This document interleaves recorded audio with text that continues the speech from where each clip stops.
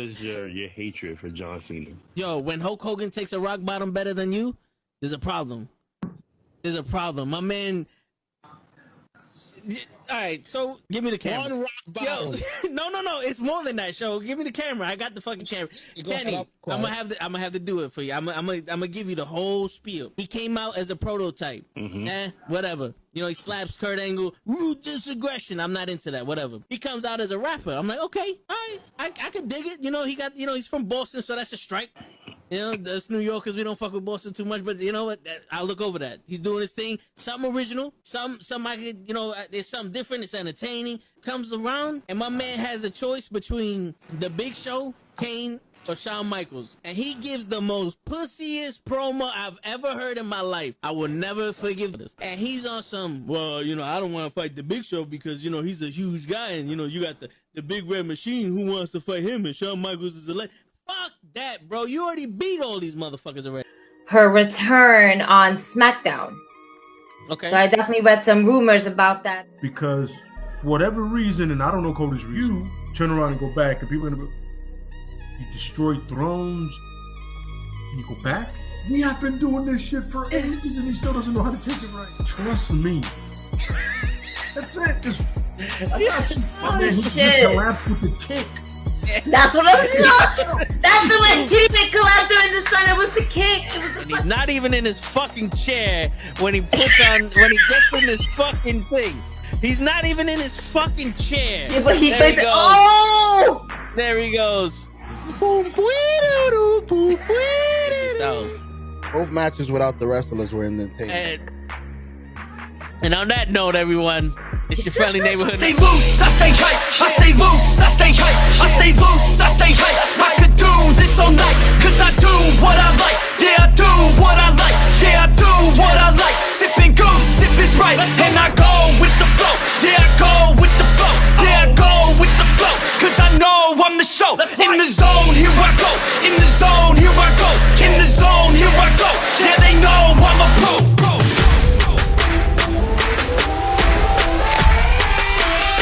Let's go, let's go!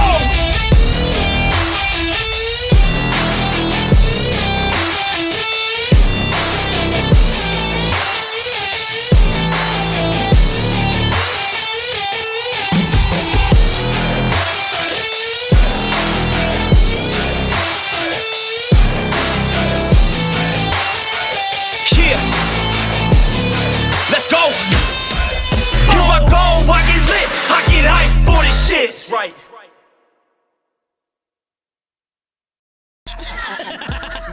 Word. He be like, I got a left elbow and a right elbow. I can break your face with an any elbow. Make sure that you get elbowed in your elbow with an elbow. Got the arm ball, get the phone ball, get around with the arm with the bomb ball. Daddy's gonna take you to Jersey Shore. Yo, it's fucking Thursday night, and you know what that means is Wrestling with Knuckleheads. What's going on, everybody? It's fucking almost Christmas. This is relatively one of the last shows of the year that we about to do with the Wrestling with Knuckleheads, because we about to. Well, this is the last show because next week we're gonna be out. We're gonna be out because you know Christmas and all that other stuff. We gotta spend time with the family and all that other shit. You know what I'm saying? But yo, this gonna be some crazy shit. I didn't see Bad Blood on here. Yo, you don't see Bad Blood on here? Shit, I gotta see Bad Blood on here. You know what I'm saying? Like what happened? What happened, Mr. Bad Blood? Blair, okay, you started out early. Did I come to at the right time? No, you did not. What's going on, everybody? How y'all doing? We out here, we live. Shit. We gonna have a fun motherfucking time tonight. We pieing in the sky tonight. What up, Mr. Loki? Mr. King God himself right here. Mr. Storyteller, Mr. Loki. What's going on, bro? Oh, it's just you. I'm gonna go good. Fuck out of here, Blair. Fuck out of here. Come back when show's here. Well, no, show's not gonna show up. Come back when Ray's here. Ray should have been here. What's going on here? I might just do this shit myself. Fuck it. Fuck it. I'm gonna do my own 4-man show with the other guys. They're running late. They're running late, Blair. You see, you can't trust these motherfuckers for nothing. You see, you try to give some Spanish people some shine, and they late on the last show of the year. This is supposed to be important. I wore a nice pair of underwear, a clean pair of underwears for this shit. and they late. Oh, Ray gonna hear it because Gigi, she got her own time to come on. How you finna do a podcast if you ain't funny by yourself? First off, I'm funny by myself, with myself, for myself, all that good shit. Wait, last show of the year. Well, the last Wrestling with Knuckleheads for the year. Next week we're gonna be taking off because Christmas and shit. So we're gonna be on either tomorrow or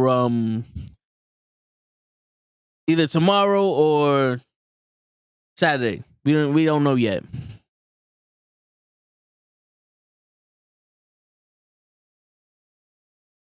You know what I'm saying? But we out here, we doing our thing. And then we'll be back for New Year's and shit like, well, New Year's Day will be off also, but you know what we doing. But yeah, man, we supposed to be having a good show tonight. It'll be fun. Hopefully no blackouts. You know what I'm saying? Hopefully no blackouts. But we doing our thing. What's going on, Mr. Loki? Yo, before everyone comes on, I want to hear from the chat. Who's your pick to win the Rumble? Okay. I'll make sure to not be here anymore and then show up there. All right, good. Show up when Ray show up. Show up when Gigi show up. Or who else is supposed to be on here? I don't know. Show up when Kenny show up. Where is Kenny? Kenny working? Shit, he should be in the chat right now telling me that he don't see us on some shit. Yo, Mr. Loki. Because Blair's too young for this.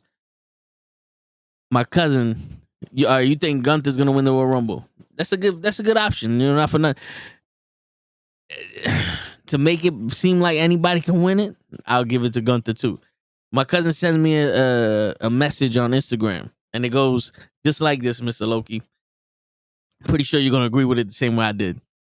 It goes, pussy had to be better back in the day. Niggas used to be on the street corners singing love songs with 4 other niggas who didn't even hit. You know what I'm saying? Like that's true. We used to be fucking. We ain't even beat yet, and we already singing and we doo-wopping on the corner. You know, fucking singing some love songs and shit. You think you gonna win that shit, Blair? Okay, I see you. You the surprise entrant. Okay. Shit, whose title you gonna go after? To keep it simple, I'll say the SmackDown or the Raw title because you might not know who the who is. Yo, facts. Well, that was music was also better back in the day too. Shit. Fucking any of y'all watch The Masked Singer? I just saw the finale of The Masked Singer, man. My eyes was leaking. Somebody must have threw dirt in my eyes. My eyes was leaking after that shit. I ain't gonna tell y'all who won because I don't know if you watch it or not yet, but that shit was crazy. It was some of the best music we heard there, but you know, motherfuckers throwing out sand and shit. But yeah, man, Gunther, yo, back in the day with wrestling, it wouldn't have been so black and white who you thought was gonna win the Rumble. Even though Hogan won it a couple times because, you know, he was the champion and most of the time he didn't even get a title shot for it, but you didn't know who was going to win the Rumble back in the day like that. Like Ric Flair won it. You didn't think he was going to win it. You thought Hogan was going to win it. Yokozuna won it. You thought Macho Man was going to win it. Lex Luger and Bret Hart both won it. And they actually had 2 matches each at, Bret Hart and Yokozuna had 2 matches at WrestleMania. You know what I'm saying? So it was something to watch. Like Shawn Michaels won it for the WrestleMania 11 fucking shot. Like that was unexpected to see Shawn Michaels win that. Everybody thought British Bulldog was going to win it, especially during the match. And then he made events and like, damn, Shawn Michaels got a title shot. You know what I'm saying? And then he won it the next year because, you know, he's coming back from injuries. Like, yo, the story. That was story. You know what I'm saying? He came back to, you know, to right his wrongs and all that shit. You know, Austin won it. Like, that was the favorite.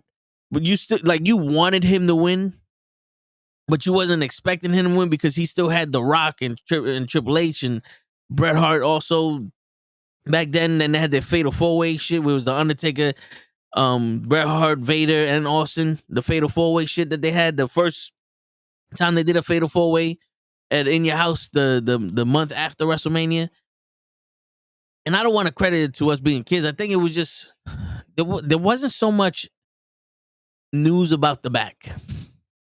You know what I'm saying? Like, there wasn't so much behind the curtain news back then. You had to pay to get in there, and they gave you a little bit here and there. You know, fucking Mean Gene Okerlund gave you a little story about this, that, and the third. But there was no real, like, news in the back. Like, you wasn't sitting here going, oh, Shawn Michaels just signed a 25-year deal with WWE. He ain't going nowhere. And one of the contingents, he got to be world champion. You hear that shit now, it's like, yo, congratulations to Bayley. She just signed a multi-year deal with WWE. The MVP of the WWE right now, Bayley. That's what I'm saying. But you didn't hear much of that. And I wasn't a fan of hearing that shit in the back. Like sometimes, like when Hulk Hogan did that shit in WCW, when he's like, this is why this company's going out of, falling to shit and shit. I was like, yo, is this real?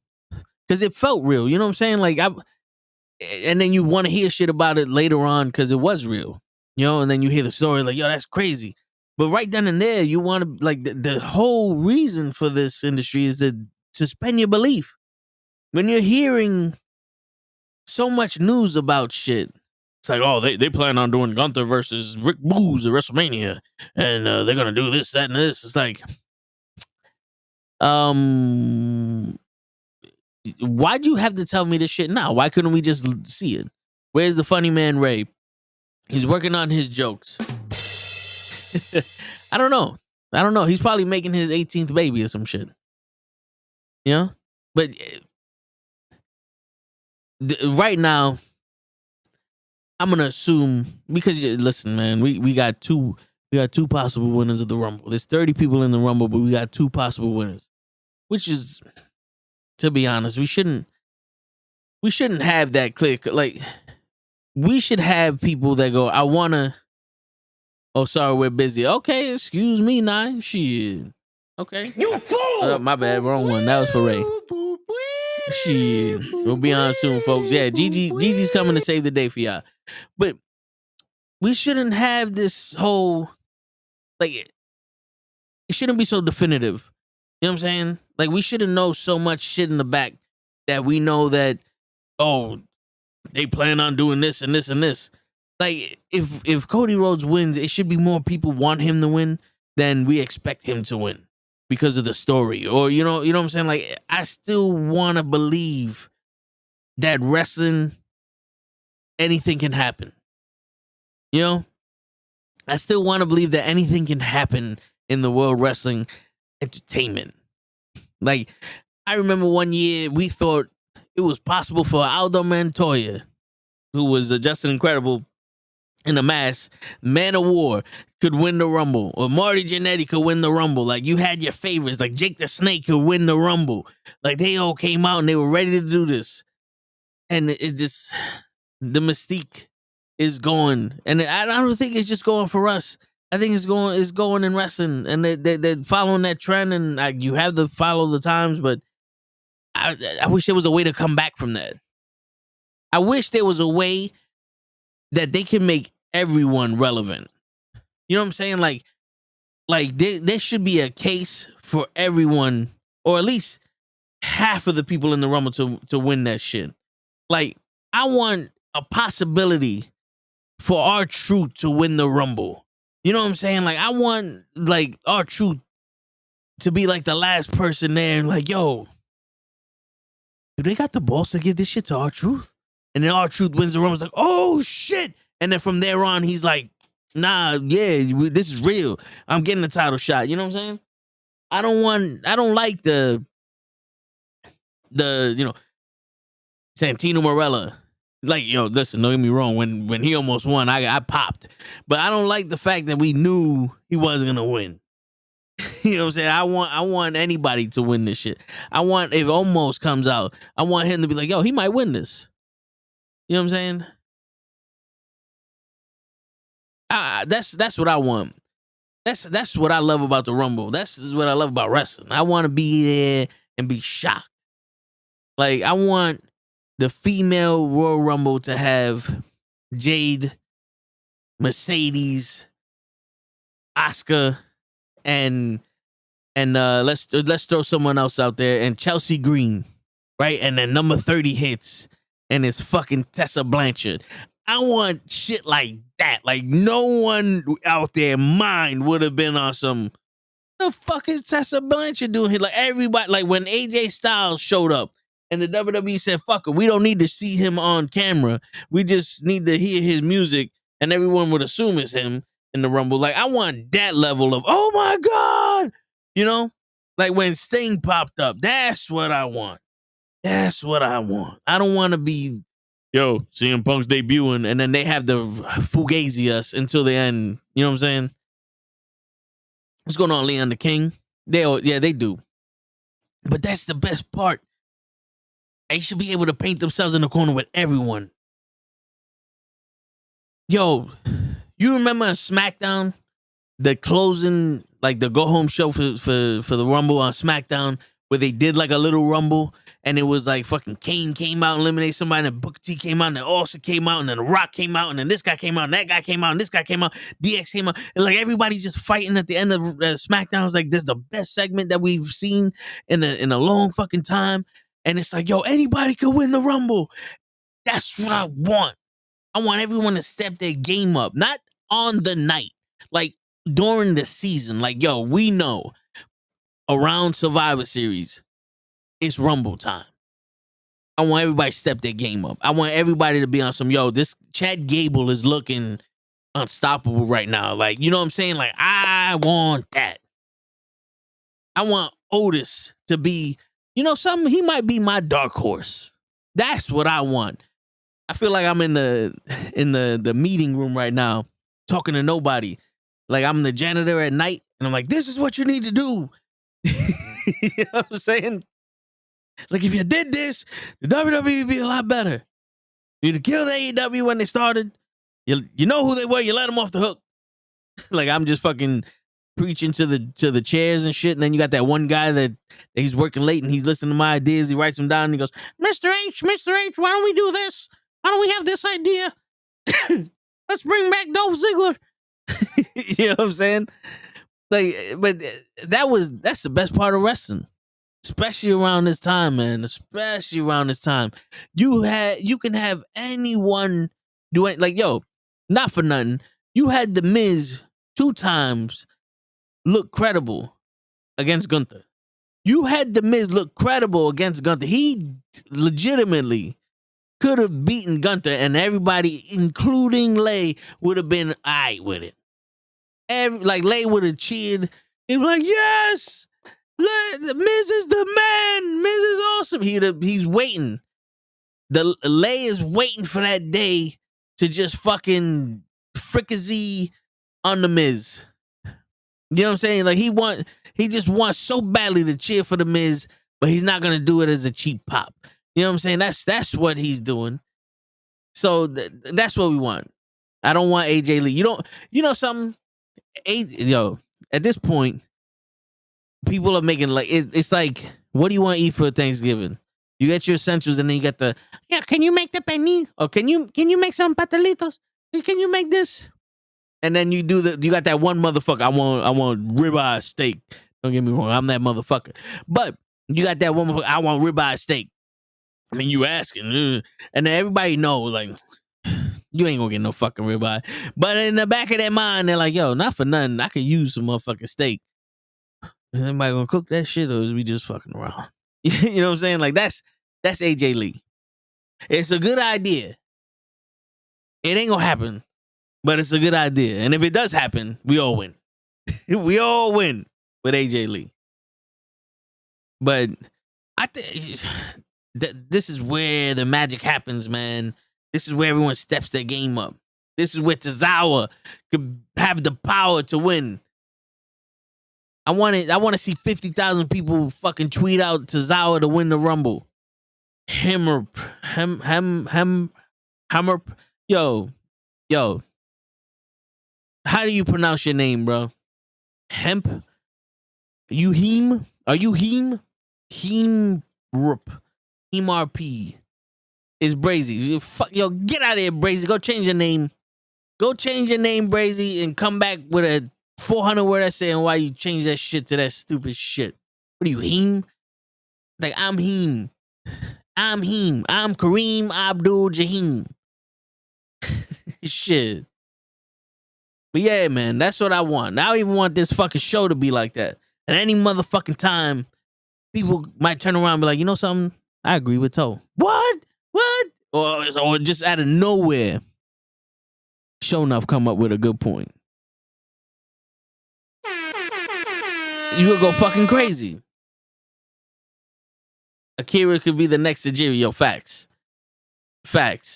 Yo, listen, man, they already got him. A lot of these people are doing the comedy shit, and it's funny. And it introduces them, it introduces them to the world, and it lets people accept them in, and then you got to run with it. I'm telling you, Tamina should have been world champion by now. At least once. Nobody meaner than Tamina, and she did her thing with that 24/7 fucking story in Tozawa. Shit. Kofi's in the building. We live, baby. I be playing the GTA roleplay. That's why. Shit. Yo, Brazy, I played GTA the other day. I went to the casino. I spun the wheel. I got the fucking car, bro. I got that fucking brown car. I don't know what car I had to delete for it, but I deleted one of the car. I got that brown car. That shit was crazy. I think it was Saturday or some shit. I got the car. I was like, yo, give me the car. I got it. I was like, yeah, boy, holla at you, boy. Like, yo, I just go in there to fucking spin the wheel. Yeah, I spin the wheel, I drive for a little while, and then I boogie. Most of the time, I just get closed. She should be main eventing more than Bianca. Tamina? Shit. I tell you that. Yo, not for nothing, Bianca's good. I saw you was on 2K. Yo, I'm still a fucking 63 in 2K, bro.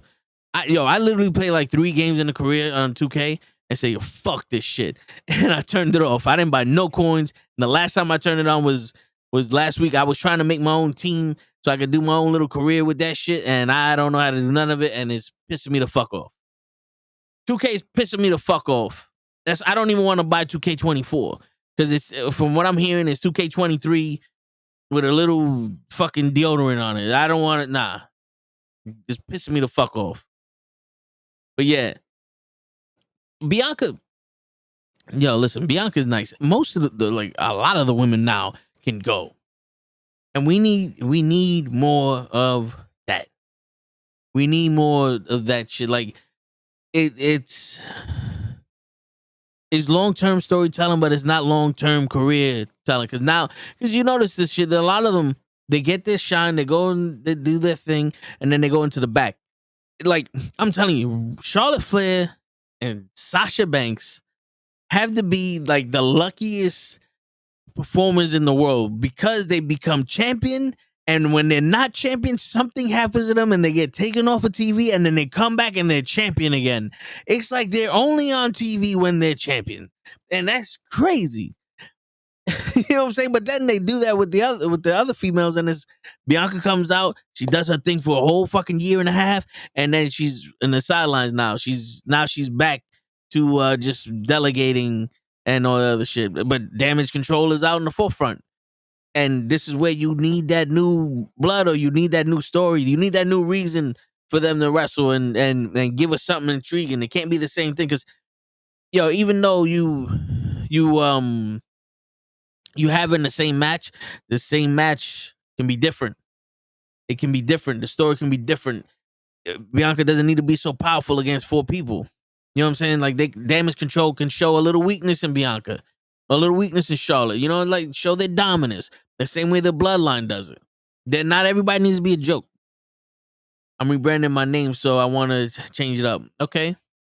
So is it him role play?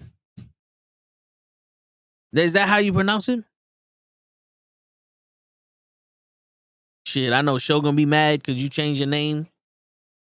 Because he wanted to change his name to that. He told me he tried to copyright it. Heem, okay. Heem the Dream. Who did that drawing for you, Brazy? I can't make that shit bigger, but who did that drawing for you? Shit, that shit fire. I ain't even gonna lie. That shit fire. But yeah, man, that's what I want from the Rumble. We're gonna hopefully everybody got their little story to tell and shit like that. We're gonna pie in the sky. You know how I do if you watch the comic book podcast. I get a little bit of freaky in this motherfucker. You know, my pie in the sky theories be real pie in the sky theories, but they be good and they make you want to see them. You know what I'm saying? But last week we had a little bit of pie, a little bit of sky, but it was still with the two guys that everybody's fucking expecting to win the shit. We get somebody new. My man Loki said Gunther already. Yo, Leon, who you expecting to win the Rumble? Who you want to win the Rumble? The men or the women or the kids Rumble? Whichever one. I got this from Google. Google drew this for you, or you just picked up a kid that looked like you and called it a day? If you could make a faction with 4 stars, who would it be?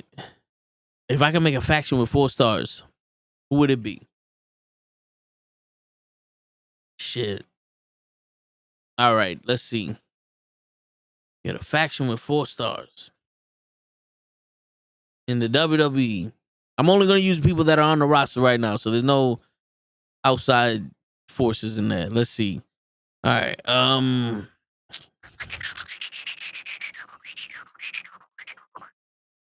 Shit. I'm going through the roster. Matter of fact, let me get my brain ain't working as much as it used to. Let's look at the roster while we look at this shit. Because I don't want to just recreate the bloodline or anything like that. When I make it a faction is gonna be meaningful. Let's see what we can do here.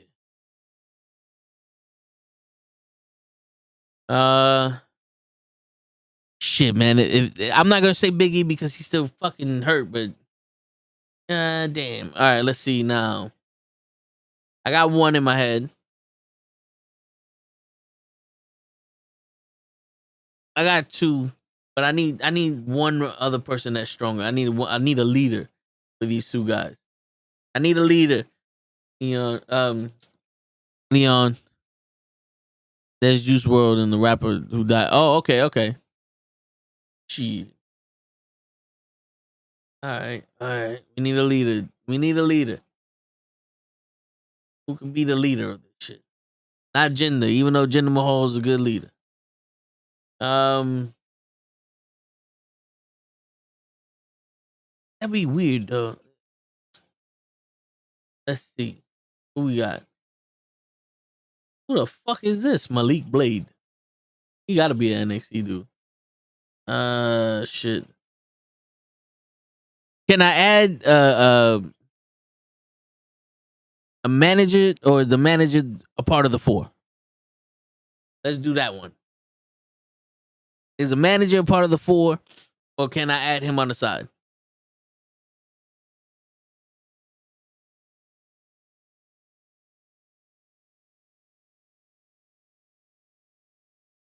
All right, I can add him on the side. Oh wait, he's a part of the 4.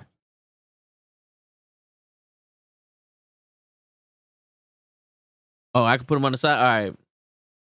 All right. So far I got this. I got MVP's the manager, of course. I got Carmelo Hayes and Apollo Crews. Right? Now I'm looking for, like, even though MVP's he's gonna guide them the right way, I need a leader. I need somebody who's established. I don't want to say Bobby Lashley because he's already with his faction. I need somebody that as a veteran, they got the juice. You know what I'm saying? And I'm not going for all black. It just seems that way. Damn, man, that's the problem. The veteran shit in this. Yo, not for nothing. This is gonna be weird, but hear me out, because I'm a weird dude, and I feel like this will work. My veteran, my leader, my guy who's gonna be serious. It's not gonna be no bullshit. Like, this is gonna be a legit group. Baron Corbin. Baron Corbin will be the lead. What's going on? He's in the building.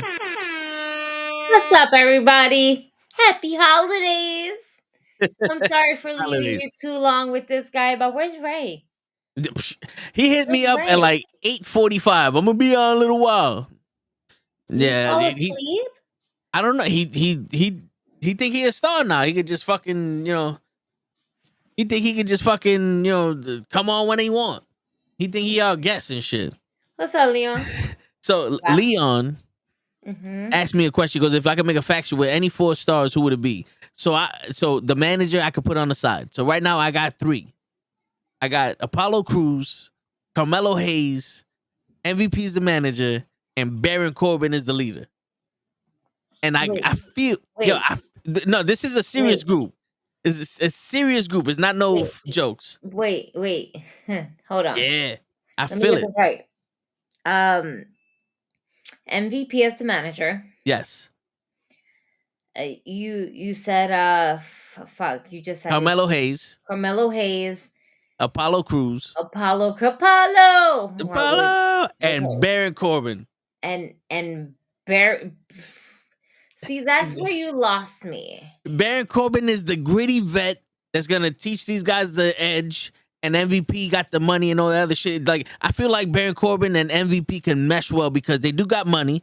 They got they're 2 peas of a pod, but they're similar. Like, one's hood, one's country, so they're similar type shit. Is this like white man can't jump shit? Like, is that what we're doing? He can hear Jimmy. You know what I'm saying? Baron Corbin can hear Jimmy. You know what I'm saying? Oh shit! What's up, him? So Baron Corbin can hear Jimmy. Now I'm just thinking of a 4th person, and I'm kind of leaning toward a female. But I don't know who can vibe with this. You know what I'm saying? Like, I want somebody that can vibe with it, because it's either gonna be Gigi Dolan just because, No, she wouldn't vibe. No. But I just said her name because she's literally right in my face right now. I'm looking at the roster. All right. No. Gigi Dolan would not be a good fit. Maybe JC. Oh my God, what is her name? She was riding with Gigi Dolan. Oh, the other one. I love how I named her the other one. No, but it's true. I can't. Yeah, her tag team partner. Shit. Even open up another window on my fucking laptop. What? Fuck. JC. I'm surprised B-Fab is still on the roster. Listen, we don't know what's going on with that NXT. Somebody help us out there if you know it already, because we're drawing blanks over here. Yeah, I can't remember nobody's fucking name. Female, where you at, bitch? JC Jane. I know it's JC. I kept saying JC, like J and C. No, but it's JC Jane. She would gripe well. If you try to put like another white girl in it. If not, then you put Lash Legend.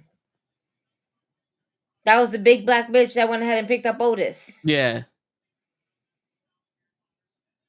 You can put her with them.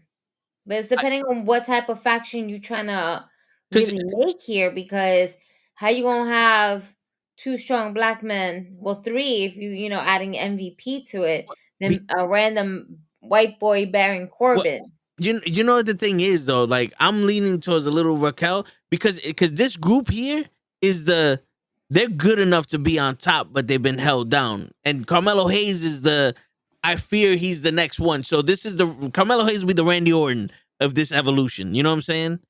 Where it's like Baron Corbin's pissed off, Apollo's pissed off, MVP's pissed off, and Carmelo Hayes is along for the ride because they're trying to protect them. And I need a woman in here that's like they're fucking yo-yoing her, and they're just using her to be a stepping stool. This is my group. Like what they're doing with Zelina Vega. Yeah. I don't want that, though. That's terrible. Because then that kind of degrades the women's division in a way of that you really can't have a strong woman in a faction. And I'm tired of that. But in your world, in your faction here, I would say, Lash Legend. Lash Legend is a strong woman. And she's It You should know, be new. yeah, no, she's new too. Yeah, Either so that like or have Nikita Lyons. I think people be too distracted with Nikita. Must be about her assets Yeah, and her karate. and her karate. Big tie. Word, but yeah. So Leon, that would be my faction if I could make anybody. Because I didn't want to go with the normal, mega stars and all that other shit. I wanted something that can organically come together, and they could go between the rank. Like they could wrestle the world champion or the intercontinental champion, and they could have feuds with regular people. But I don't want them to be a joke neither, because the pure athleticism of Apollo Crews is enough for him to have a good match with anybody. It's just they've been treating this man like a fucking joke since we got him. Like my man was the king of Zamunda. He became the Black Panther, and then he was the fucking I'm here to challenge you guys, and I have no idea what the fuck he's doing now. Yeah, no, he just became an afterthought. Yeah. And that's a shame because they were doing really good with him too. So that's my so I've been holding it down with the me wishing that the Rumble was still a place where you can want Marty Jannetty or Aldo Montoya to win it. You know what I'm saying? Marty Jannetty. Did you hear that? Yes. You actually listen to yourself Yeah. as you utter the name Back in the day, Marty Jannetty. Back in the day, anything was possible for Right, us. but that's back in the day. Let's That's not what- bring up Marty Jannetty now. I don't know if now. you've seen Marty Jannetty lately. No. I'm not saying for him to win it now. I want that, I want R-Truth to be able to win this Rumble. I want him to look so good that he could win it. I want to be like at least 10 people be like, yo, not for nothing. If they go with any one of these people to win the Rumble, we'll have some fire shit. Not just Cody needs to win it to win the story. You know what I'm saying? He does need to finish the story though. I hear you, but he needs to. R-Truth needs to win it. Oh yeah, he just woke up. Wait a minute! How come I don't get a fucking cool entrance? This is bullshit! My bad. Riley, get in here! Curse I'm just go here out. so I don't get fined. You just made me mad. He gave Ray fucking music. He didn't give me no fucking music. What's going on, Wait yo? until I get my shoe. Oh shit. Oh damn, she's gonna get a shoe. Shit. She gonna hit you with a shoe. Unbelievable. Oh shit, she came back with her shoe. Fuck you, Toe. Fuck everything. Fuck you. Damn. Say happy. Wow. Wow. Hold up, don't me, Ray. You did this. Wow. Put me back on! Would you fucking do that shit to me? I got you a song. Exactly. Fuck your rule. There she goes. I got you a song. Thank you. I got music now. Thank you. Shit. If you do that again, remember what I said. Fuck you. Oh, hey. And happy fucking holidays. No. You can say at least say happy fucking holidays. I'm letting you say the F word. Word. No, don't say it too loud, then they're gonna hear you and they're gonna send Child Protective Services on me. In this room, not outside. This is your inside voice. Word. Don't fucking do that shit. Fucking Ray. You see the problems you start, Ray? I ain't doing nothing. I just said I'm sorry. I'm late. It's all good. It's all good for who? It ain't all good for me. You had it. You were here. You were good. You Yo, handled did it. you just wake up? Nah, I was just finishing wrapping gifts. Okay. Sure, that's what we call it now, Nye. Huh? Damn, I was just wrapping gifts. That's what we call it now? Okay. No, I'm legit, sorry, I I was kept wrapping waiting gifts. all to myself for my Christmas. He was wrapping one of them gifts, huh? I was wrapping gifts. Look, hold on. See? Gifts. Shit. That's Gifts. racist, Ray. That's I was wrapping racist. gifts. You were here wrapping gifts I was. on a day like today. You know better than that. I had to wrap most of the shit today because I gotta figure out I need to buy anything tomorrow. Last Knock on minute. my door when you're ready to go to sleep, So yeah. so I can clean Right. my bed up. But for the most part, I think I'm good. Word. Don't forget that thing that you need. Facts. I forgot that I still have my mic on and the camera. Hmm? Come in.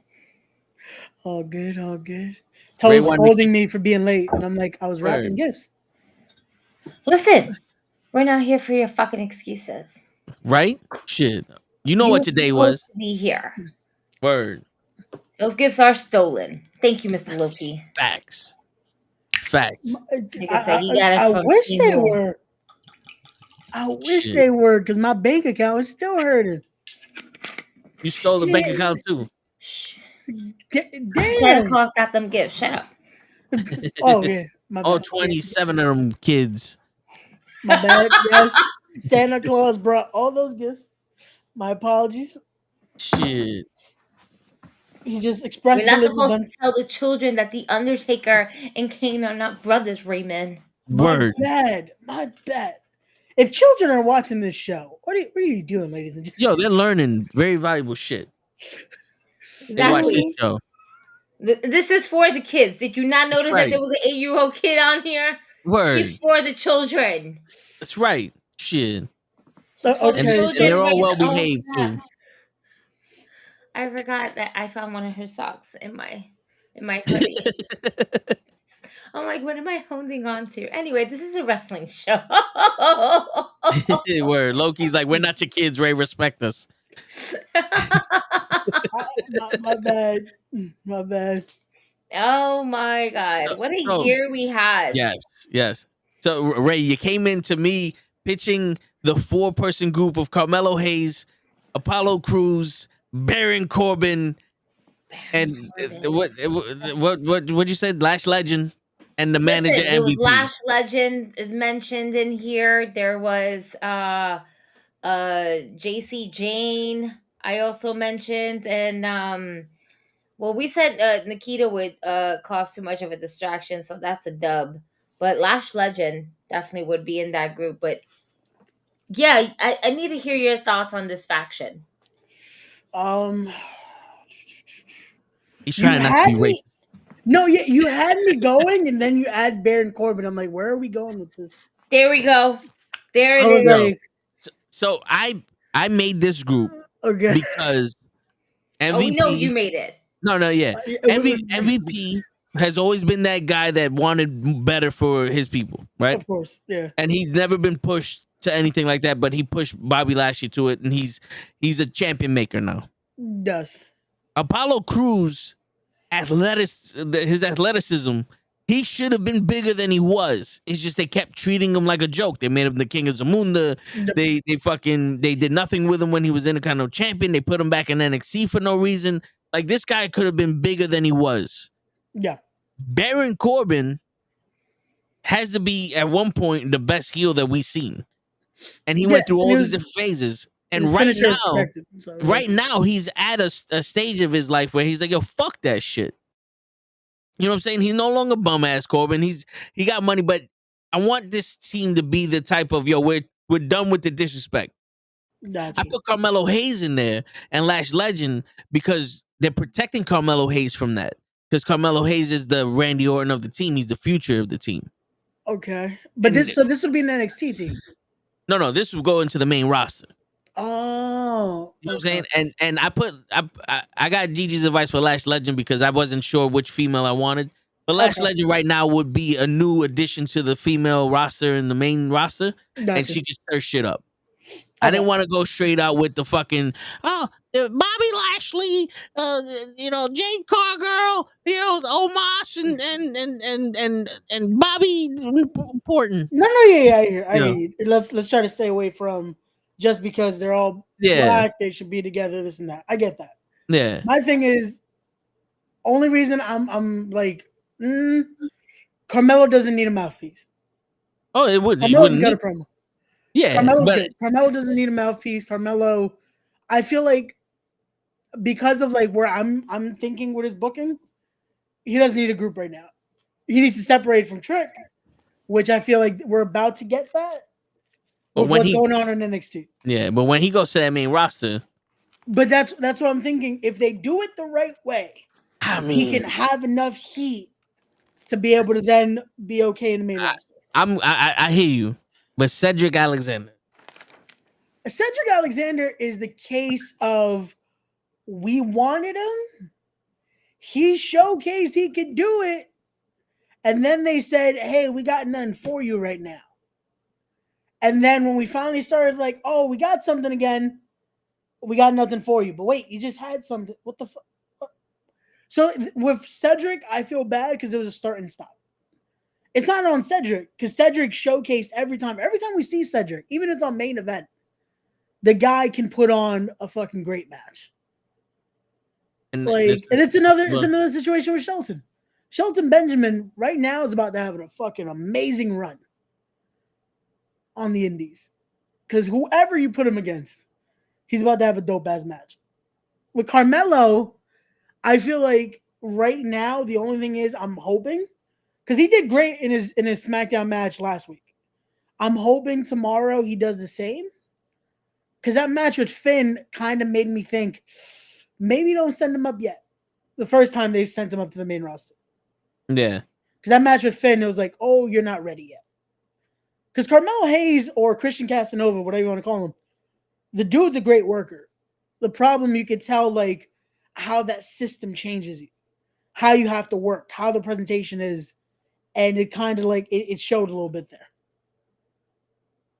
But I feel like last week he felt a little more natural. Hopefully this week with the U.S. title tournament, it's a little better. And then we'll see. But I still think faction-wise, maybe put another heel in there that could... Because the whole idea is to have guys that MVP is going to elevate, right? For your group? Well, the thing is, he's going to legitimize them. Okay, so so it's... Apollo definitely needs that. They don't really need elevation. Okay. Except for maybe Lash Legend, because, she's still untested. Yeah, she's still new. But my theory is that Baron Corbin would give him that edge. He'll give him that. If they're gonna be a heel, he is the Bailey of this damage control. You know what I'm saying? But Bailey doesn't really fit in with the Asian persuasion. The Oriental Express there. But she's fucking. She's like, but she's keeping this shit together. I think Baron Corbin could do that. You know what I'm saying? So that's why, like, I know it's hard not to see color. You know what I'm saying? Because I put together a fucking Street Profits and fucking Hurt Business group, and then threw Baron Corbin in there. But I'm just looking at their personalities. I think Baron Corbin could give him that edge. Got you. No, I agree. I could see that. I'm just trying to see who to put in there because I think Carmelo. I think he's good. Like it's a because if this was more than just 4 people, yeah, I'd have added them to the club with AJ Styles. But had the issue with that is the Good Brothers are a joke. That's no matter what we do, every time we see the Good Brothers, they're a fucking joke. That's because they made them into a joke. Yeah, that's sad because when you look at what Doc and Anderson did as a tag team in New Japan, everywhere else, they were fucking money. Yeah, they were machines, and then they go to WWE the first time, and it's like, why are you guys doing comedy now? Then they go to AEW. You guys are still doing comedy. They go to TNA. Why are you guys doing comedy? Like, they were a dominant team. They were tag team league winners in New Japan. They held those IWGP titles for fucking ever. Between them and War Machine, that was the feud. Yeah. They should have been a part of the fucking discussion of the best tag team in the world. But Bro, when you were talking about that, it was they were the heavyweight and the Young Bucks were the junior. Like they had that. They were fucking right there. Yeah. Bro. But okay, because we need to legitimize, and as much as he should be on a higher pedestal because of the second generation, I'd put Lexus King in your Carmelo spot. Ooh. Just because Yeah. now that you have Corbin in there and you have Apollo in there, you have Lash Legend and Lexus under their wings, and Yeah. you're able to have them grow while you have the two already seasoned stars teach them away. And that way you have Baron, who's already been a dominant heel. Again, this is the guy whose finisher was protected for the better part of a year. Yeah. So this guy knows what it means to be dominant. Fortunately, he's never held the big one, but he will be able to mold Lexus to do things better than he did, and you might have yourself a fucking gem in the rough there. The only reason why I wouldn't put Lexus King in there is because he's another one that's really untested, but he hasn't found anything yet.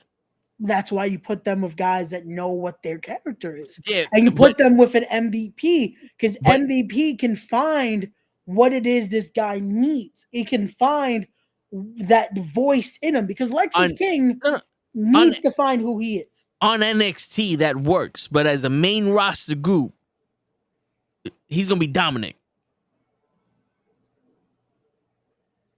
We already got Dominic. And what group doesn't need a Dominic, though? Yeah. Every group needs to have a Dominic. There was no Dominic in let's be real. no Dominic in DX. Let's think about it this way. We're not thinking about the actual I'm talking about the original NWO. We're talking about the Dominic gimmick, right? We need a Dominic in every faction. A Dominic is basically that guy that takes all the hits, right? He's the one that's taking the most bumps, getting himself into matches that are way over his head, but still has a team to help him win that type of. You need that type of person. Yeah, but that's the gateway. Faction. That's the gateway to joke. Like, look at the Judgment Day. Going jokish.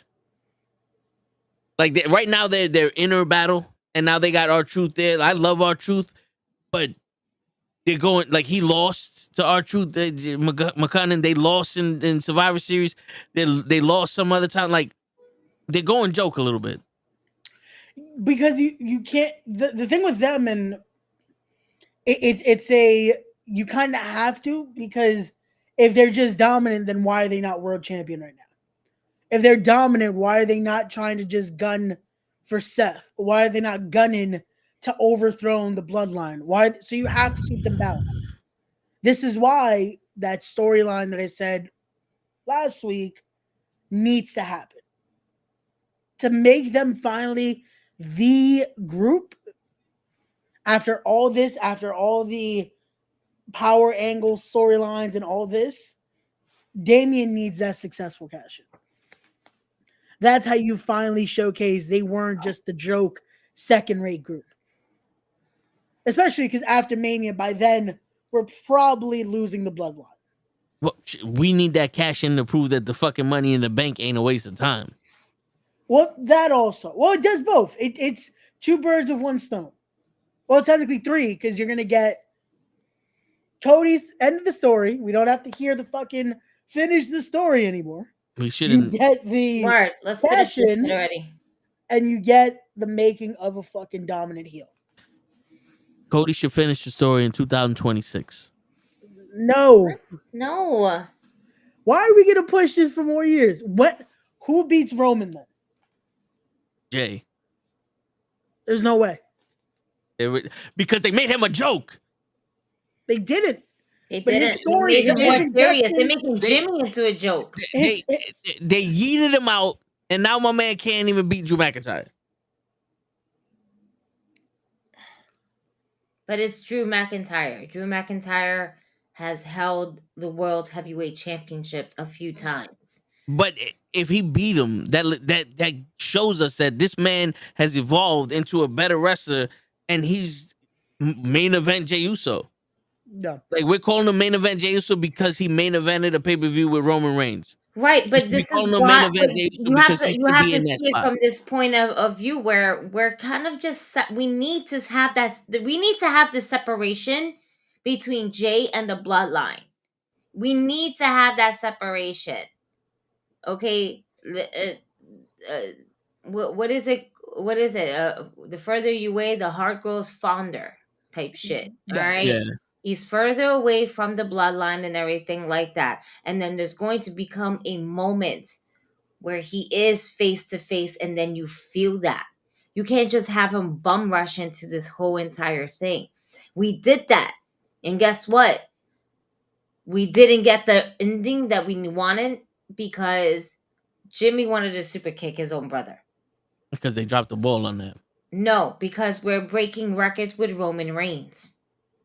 That's they would have broke the record with the Miz. We're back to making a title that much fucking a significance to hold. Like, they're making their titles not the fucking butt of the joke. That's more important than making a character the butt of the joke. But you know something though, they're doing it with making the other ones less significant, because Roman Reigns' title when he was the only champion meant a lot. Then they made the title with Seth Rollins, and they're overexposing him. And now everyone's like, well, Roman doesn't defend the title. He needs to lose it.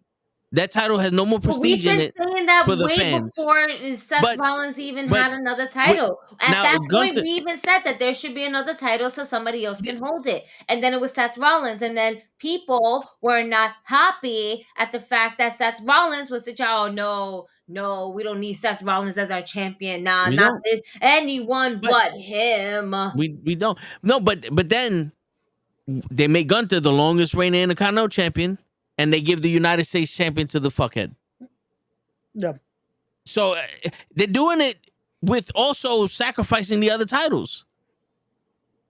Because with Roman being out, when Roman was the only champion, the main title on Raw was the United States Championship. That United States Championship went to SmackDown. Roman was not on SmackDown, and that went to shit. And then they made the World Championship, and it took a while for Gunther to fucking get speed with that Intercontinental Championship. If it wasn't for Sheamus, I don't think Gunther would be as big as a champion right now, because that match at Clash of the Castle with Sheamus and Drew McIntyre was crazy. That's when people started really watching them. Well, the first match, and then the rematch, the triple threat at Mania, that fucking made it. Yeah, but that's the thing. I don't think they're sacrificing. I just think at this point they had to showcase everything else. Because let's talk about a year ago. Could you tell me who Intercontinental champion was? If you didn't know the record, would you be able to tell me Gunther was champion right now? A year ago? Or what, right now? No, a year ago. A year ago. If we're having this conversation a year ago, would you be able to tell me who the Intercontinental champion was?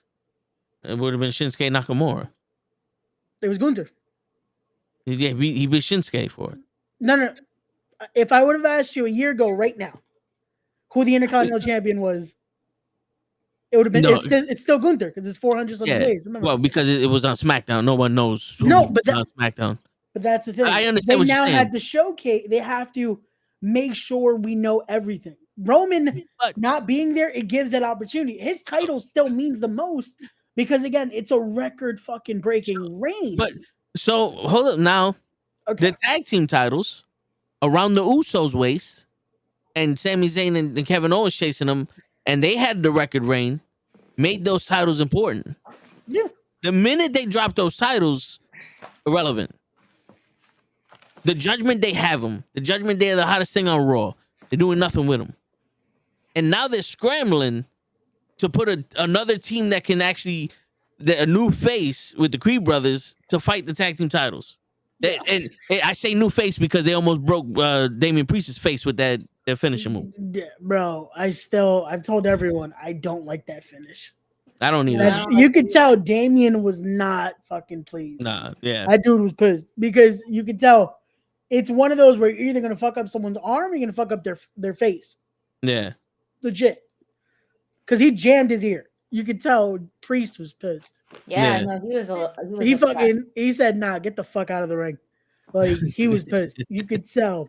I don't blame him. Like, my dude, they did it twice to him, right? Because didn't they land on his ass again? I mean, the first time? Or was it they did that to Finn? No, they did to Finn. And then on him, that's where he fucking landed right on his ear. And that the thing is, I was talking to my cousin about it. That he's like, you could tell, I think he tried to kick out. I'm like, yeah, but Priest is probably like, this is the fucking finish. 1, 2, we're done. Like, get the fuck out of the ring. Because it looked like they might have had one more spot to go. And Priest is like, nah, we're done. Like, no. This is it. We're going home. You done pissed me off. We're going home. Yo, what's going on, bro? But yeah, the tag division, they need to split those titles. They have enough teams to have 2 sets where you're able to highlight Raw division, SmackDown division. We don't need one team just taking those titles hostage and just. But you know what the thing is though with the Bloodline being the hottest thing on Raw and being on the show but not defending their titles, this is where you build up the tag team division. You have the tag teams wrestle each other. Because how many times did we see the Orient Express and the Rockers wrestle each other, and the Hart Foundation and Demolition wrestle each other, and they weren't even the champions? You know what I'm saying? Like, yeah, but they don't do that. Now they're at a point where all we see is, now, are you a champion? Now you're on the show. If not, the only time we get to see a tag team match is when the tag team titles are defended. Yeah. And at one point, it's like, yo, the champions are not supposed to defend the title every fucking week. You got to earn that shot. Remember when a title match meant like, oh shit, we're finally gonna get to see the champions defend. Like maybe you would see them non-title contention. See like if it's a tag team, you'll have a one-on-one with like their guys by them. Every week now, the titles on them. Yeah, yo, if there's any DNA left of the Vince McMahon, running the show, it's the whole I called you a bitch, now I get a title shot. That is still there. Because I don't even remember the Creed brothers having a match before they got the title shot. I'm like, what the who they fucking they did the little gauntlet shit, but it's like you just threw that out of nowhere, and now they're the number 1 contenders. Like, what happened to earning the shit? You know what I'm saying? Like, or at least the very least, when they fight the Judgment Day, they should have at least shown that they're not ready for them. They're new, so no one was prepared for them in the gauntlet. They got lucky. The Judgment Day, you ain't prepared for this. This levels to this, kids. Yeah, we need that. Like at least there was a way that you could even make it where, again, because they're newer, you give them that hope spot. Like, oh shit, they're about to win the tag titles. They might pull the shocker, but because Judgment Day are seasoned, they have time on the main roster. It's a cleaner victory. With this, they legit went from hope spot to, oh, Judgment Day wins. Yeah. It was like you had your one chance, you fucked up, kid. Get in it was like not even a, oh, now let's try to get to, maybe we try to cheat to do it. No, It was just kick out, fuck you, 1, 2, 3. It's like, so you have resiliency, I guess? Like it felt like a video game. It was like, oh, okay, boom. Finish 1, 2, 3. Like, damn. I don't know. And listen, with the Paul having the United States Championship, he's not going to do anything for that title. But that a tournament to get a number 1 contendership for him, I don't think works. Because again, when did these guys earn a spot in the tournament? Like they're not shown on TV like that. And now you just threw him in there. Yeah. Is it me or it felt like this tournament was to crown the champion? It feels like that. They kind of made us forget, oh, wait, no, this is just a number 1 contenders tournament. Like, I was like, wait, did they strip Logan Paul for, like, why is this tournament feeling like, oh, we're about to crown a new champion? And with this, I said this when you guys was not here, Oh, my bad. but with this time, like after Survivor Series, since there's no pay-per-view until Royal Rumble, Yep. everyone should step their game up because this is WrestleMania season. Yeah. We should have legit 10 possible winners of the Rumble right now instead of for 2. Yeah. You know what I'm saying? Like they should That's all they legit, have is legit like, 2. yeah, like legit. They should be on some, not for nothing. Jake could win this. Drew could win this. Bobby Lashley can win this. Anyone can win this instead of for we need CM Punk versus Roman, or we need CM Punk versus Seth because they hate each other. We don't need him to win the Rumble to get that match. You could just throw that match together. You pretty much told him you'll give him a title shot if he signed on Raw, Adam Pearce said. So you're making the Rumble a little bit irrelevant. Let's say he doesn't win. Cody wins. He needs to finish his story. Another one really doesn't need the Rumble. He had the Rumble last year. Yeah. You know what I'm saying? Like I need, even if they were to win it, I need the possibility of at least 10 other people. Fuck it, make Jinder Mahal come out with his crew on some not for nothing. Jinder Mahal looking like he could win this shit too. No, because that's what it's supposed to be, unpredictable. Again, I get it. There's always that chance of, oh, maybe, I think this guy's gonna win it. But make it so it's like, let's look at the Rumbles of the past. Fucking the 2005 Rumble. I don't think anyone thought Batista was winning that Rumble. You look at it, it's like, nah, not Batista. Like anyone else, maybe who was in that Rumble at that point? Like it was someone that would actually beat Triple H. I don't think Batista was put as that guy that they're looking at. Was it Cena? No, Cena, I think that was the guy they were pushing at the time. Because he was just fresh off losing the US title. He just debuted the new theme. I think it was at that point that it's like, I think Cena's gonna be the guy. But we'll see from there. The 06. I definitely don't think Rey Mysterio is going to win that Rumble. We all wanted him to. We wanted him to, but it's like you muted Gigi. Triple H is in there. Oh my bad. Randy's I in said there. I don't think Rey Mysterio was booed when he came down to that Rumble because everybody thought it was going to be Bryan Danielson, and then we didn't get that. Yeah. And then we booed the shit out of him. And then when he won, we booed the shit out of him because we didn't want him. That was the 2019? Was it 2019? No. Earlier. That was the one. So I think Ray was talking about the one he won it for Eddie. Yeah, the one he won it for Eddie. That was like for Eddie. Yeah, that is like it would have been. Nobody saw that. Yeah. That was like. Yeah, that was it would have been nice. We all wanted it, but we all was like, there's no way Ray could win this. There's no way Ray could win this. He's too small. Because everybody had that number 2. Yeah. It was like, there was no way. There was like anyone else. You would have thought, well, Kane and Big Show are in this, and they're both, they were doing good at the time. Like, anyone else. Yeah, Randy Orton. We all thought Randy Orton was going to win, and then Ray did it. It's like, that's the beauty of it. Now, I'm about to piss Toe off. What if? Oh, shit. Oh, here we go. I love Bammy. What if the Beast incarnate, Brock Lesnar, what if his music hits at the Rumble and he takes the W?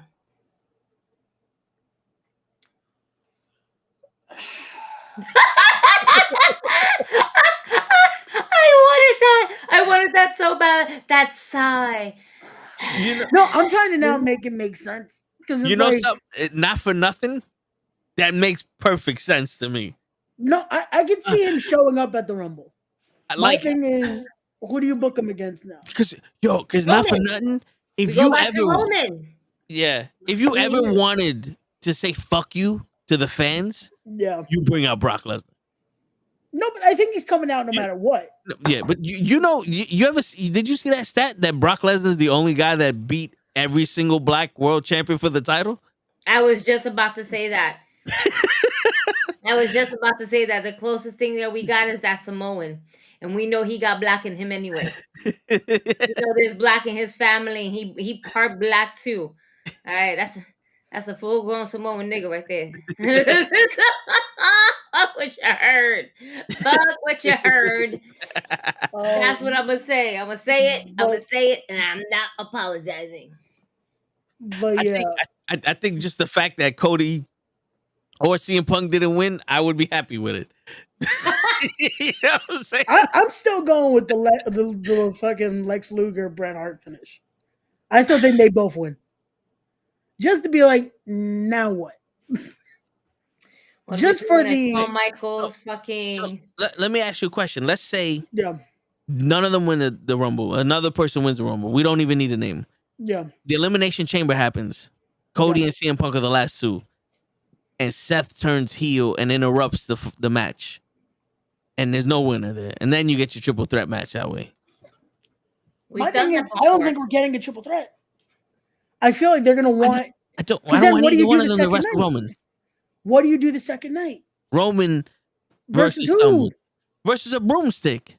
You need someone to wrestle Roman. Because at this point, we're not getting Rock. No, because Gunther still needs to surpass a certain record. Yeah, he's still going to defend that. And they've been bringing that up a little bit more now. Intercontinental champion versus world champion. WrestleMania 6 That's all over again. That is what I wanted from the get. But they're not going to do that until they go to Berlin. They're not Berlin. No, they're going to Australia. They're going to go to Prince's hometown. But isn't that the Elimination Chamber when they go to Australia? Yeah. He's Australian. No, they're in they're in Australia in February. All right, well, but he's Austrian. Right. Why I thought it was much later. No. Don't they have another event a little bit later? Is it the France one? They're going a lot of international next year. That's why I'm getting some of my international ones a little bit confused. Yeah. I know that I think they're going to France next year too, but I can't remember what the date is for that one. But yeah. I got you. I got it. Okay. It's not Gunther. Okay. Bear with me now. Oh God. It's Jay. Jay wins the Rumble? Or Jay wins the Rumble.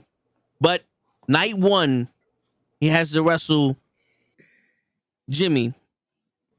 And night two, he has to wrestle Solo and Roman. Because winning the Rumble ain't good enough for the family, because now he's going after the head of the table. He's going after the tribal chief. He's going after that title also. They prioritize the title of the tribal chief over the WWE championship. So the elders decide this. You get your match, Jimmy versus Jay. You get Solo versus Jay and Roman versus Jay. Let Jay win the title that way. You completely destroy the bloodline there. There's no bloodline after WrestleMania. I don't think you do both matches during that weekend. You do, because you still have a month in between, remember. So you do, Jimmy steps up and says, nah, he's not going to make it to Mania. At Elimination Chamber, you do one-on-one. But they wanted to wrestle each other at WrestleMania. I know, but you gotta fucking do something in between. Unless you have to sacrifice one of the two, unless you have Solo do it first, but if you do, and then have it at WrestleMania. The thing is that you have to remind yourself these things as well. Yeah, because we have to remind ourselves it's not always just about the bloodline.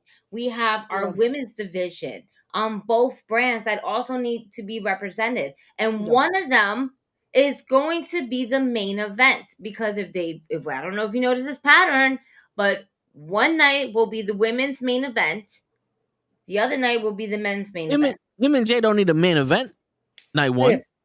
But that could open the show, but it's one of those where you gotta. I still don't think they would do that much, just because they got other matches. Even though it's 2 nights now, you would think they have enough time to do more. Take away the shit with Snoop. Take away the spot where Shayman Mays is gonna come back and blow his quad again. They're gonna do something crazy. You know what I'm saying? They're gonna do an ECW spot. Yeah. It's Philly. Yo, listen.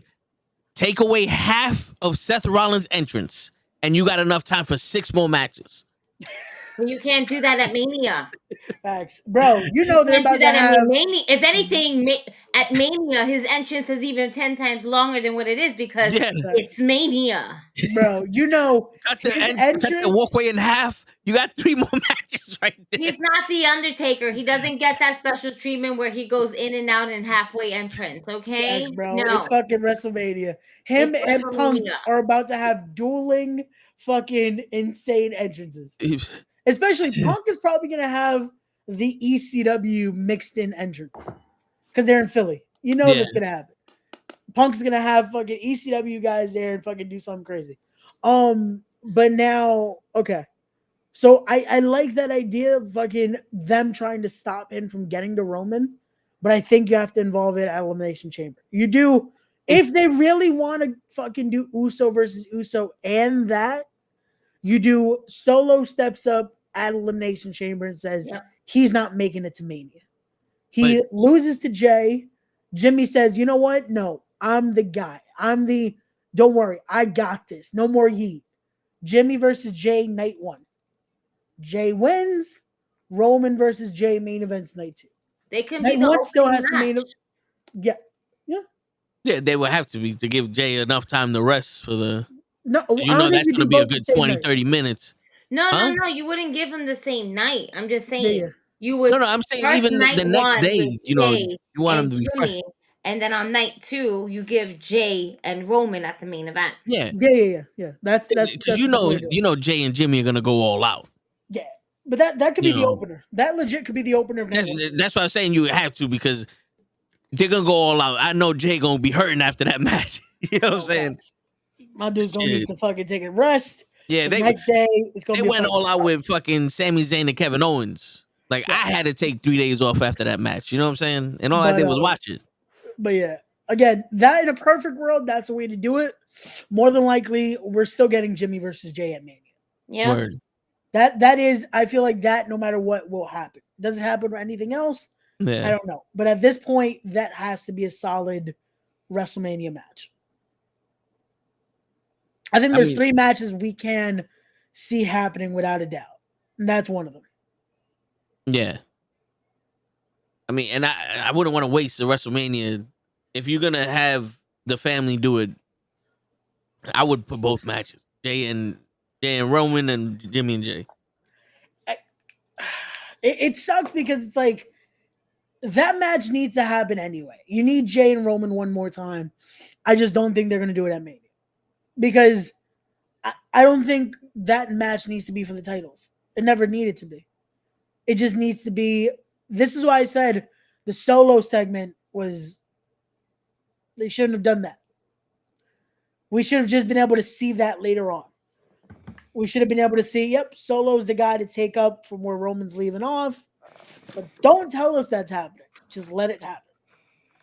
All right. What if? Okay. No. Behind the sky. Behind the sky. Crazy shit. Whatever it is. No. What if Roman loses the title at Rumble and Solo wins the Rumble?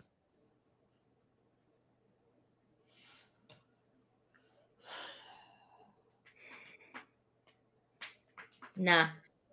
Roman has to be the champion going into WrestleMania. If they do that, I hate to say it like this, but you blew your load before fucking Mania. Yeah. Like that needs to happen. WrestleMania is supposed to be the fucking mecca of it all. You have Roman lose it right before? At the beginning, like we're right here. This is let's do it like this because this is what we do on the Knuckleheads. Fucking Royal Rumble is your foreplay. And you're just gonna be like, yo, that's it. You did it at Rumble. Yo, sometimes the foreplay be good. Yeah, but that pre-com don't. That pre-com don't. We don't want to shoot the whole. We don't have to have his my time at the Royal Rumble. It's my time at WrestleMania night 1, and then it's my time for night 2 because we're so good. We gotta get it twice. It's my time. WWE's gonna take a Cialis. Royal Rumble. Can't do that. The Rumble is that start. We start to get it. We start getting it grooving. Everything could start there. That's where you build the people eliminating the other person, screwing the other person, having little things just so we see the build. Have fucking Rollins right after he beats Drew fucking look at Punk like, I hope it's fucking us at the end. Have one of those. Have just those moments of fucking. All right. I got you. How about this? Yeah. Rollins beats Drew. Damian Priest cashes in on Rollins, new champion. Okay. Solo wins the Rumble. Solo versus Priest at WrestleMania.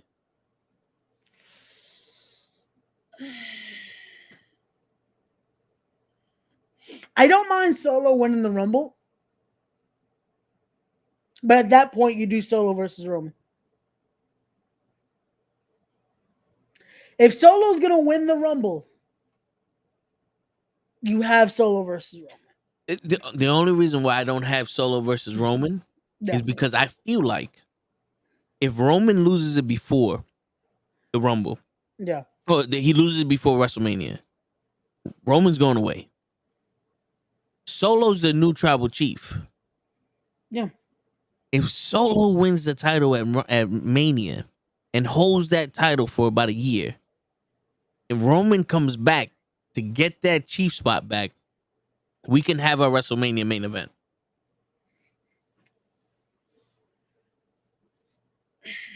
It could be a year of storytelling there.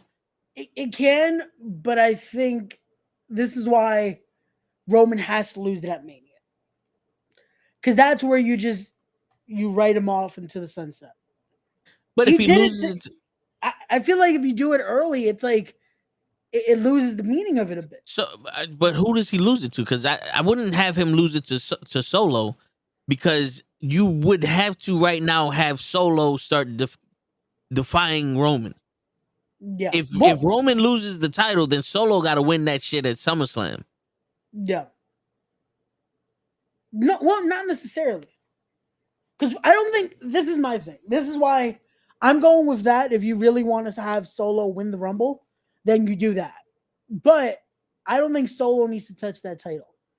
The only part of this all that Solo needs is to be he's the tribal chief.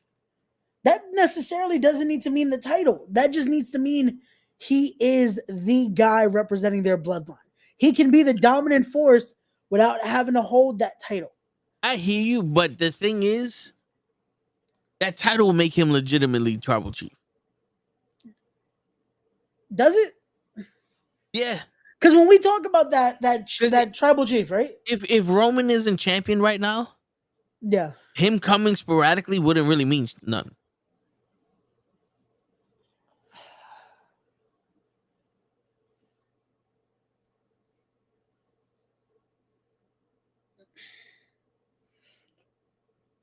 I think that's because we've gotten used to that, though. It's like, oh, now the champ is back.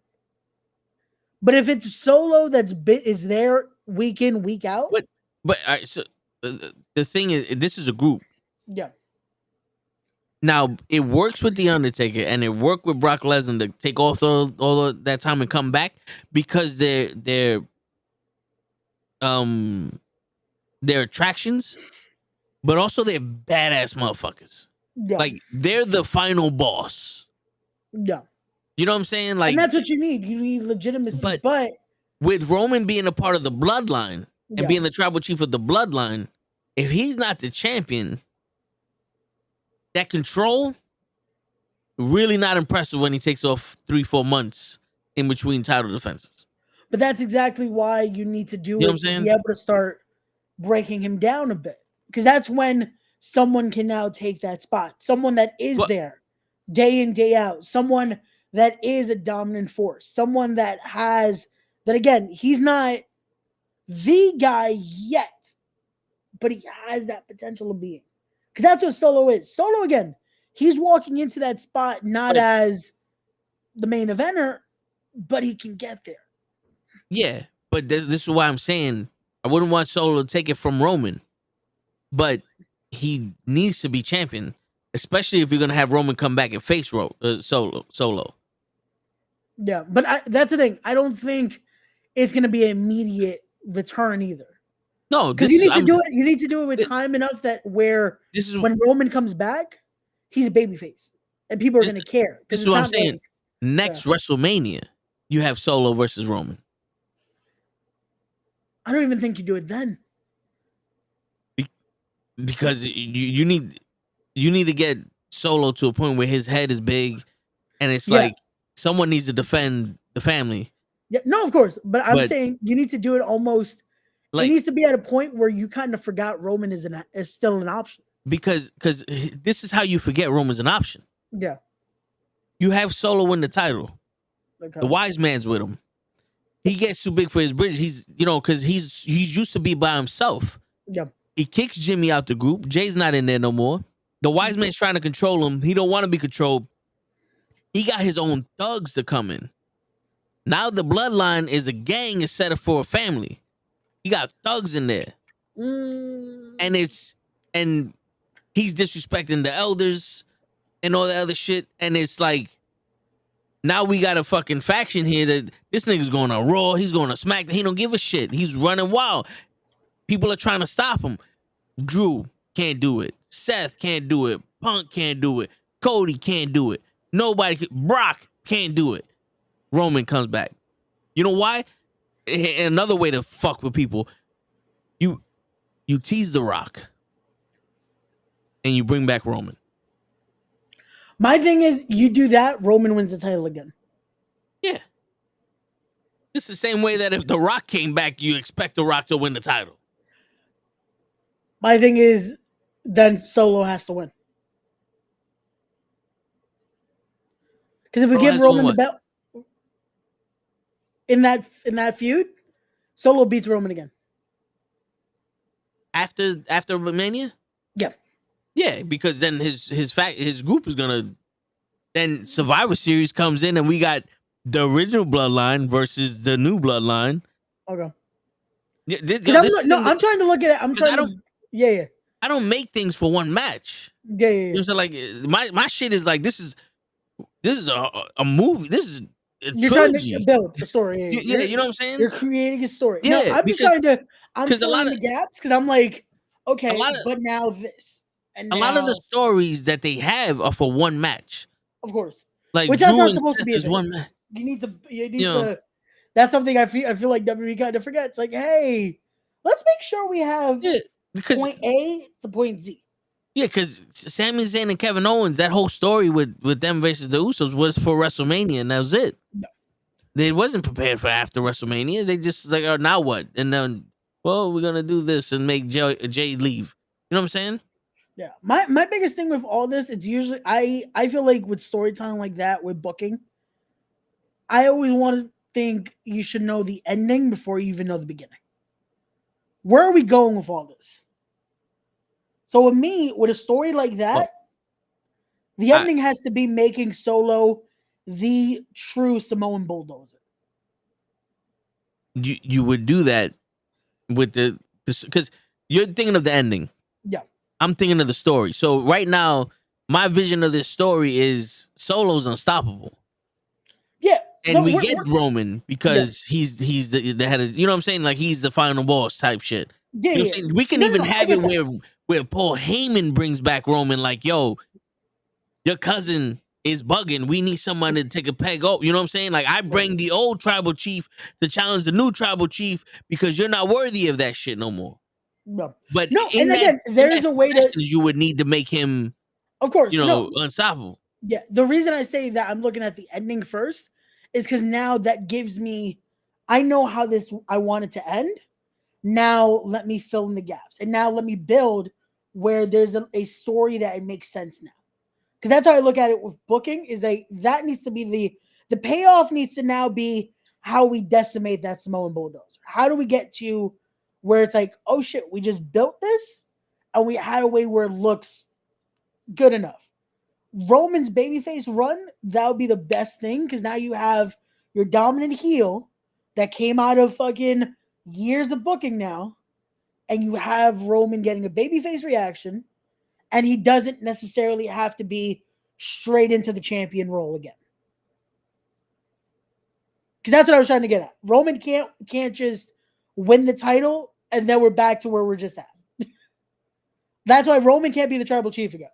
It's Roman stopping him, and then that kind of the idea of the tribal chief just floats away a little bit. No, but see, this is where the after Mania comes in. Because remember, we said we go to the Survivor Series shit. Yeah. This would build up to gang warfare. Okay. And we would have the legitimate Samoan death match. Okay. At another time with Solo and Roman. Yeah. You know what I'm saying? And we can have a stipulation where it's like the winner of this, the loser, their group is gone or whatever the fuck case. You know what I'm saying? Yeah. So now, you know, excommunicado, the loser. Yeah. And we can have that be the story. There's no title. You know what I'm saying? Like this, it's not even for the title. This is not sanctioned. This is just a whatever the fuck case may be. Yeah, this isn't a WWE match. This is what they need to do for the bloodline. Yeah. Like this is where you culture. get that's a perfect that would be great because you could do the idea of Jimmy and Jay don't even trust him anymore. Yeah. This is we aren't doing this for you. We're doing this for the bloodline. Yeah. Real bloodline, not the group, not anything like that. We're doing this to save what the family has built. Yeah. Type thing. Because at that point, that's how you build. Yeah. Solo is just that uncontrollable. This isn't this isn't him trying to be the tribal chief. This is just a fucking monster now that's disrespecting their culture. Because if you really want to do real long-term storytelling, if you do Survivor Series War Games, you have Roman, Jay, Jimmy, Sammy, and Kevin versus Solo and his 4 people. And I would throw them in there because Sammy's loyalty to Jay. Yeah. And it would be one of those things where it's like you deal with the devil you know than the devil you don't. He's the lesser of 2 evils right now. We have to stop him. Sammy can't do it on his own. Kevin Owens can't do it on his own. No one can do it on its own. We need to band up and get rid of this group. It would be perfect because it's like Roman being like humbled. Yeah. And this is where the bloodline turns into the NWO. Yeah. But it won't be 52 people in this. Like so Solo's crew would be that gang mentality of the NWO. We're just taking over. We do whatever the fuck we want. Yeah. And that's where you bring in, you have some in a perfect world, that's where you have Lance on Hawaii. You have a Jacob Fatu. Yeah. You have that in there. But I don't think we'll get that. But again, we'll see what could happen. Yeah. But it's a good way to at least change it up instead of what are these guys? The Gorillas of Destruction or the Gorillas of Destiny. Tamatonga and Tangaloa.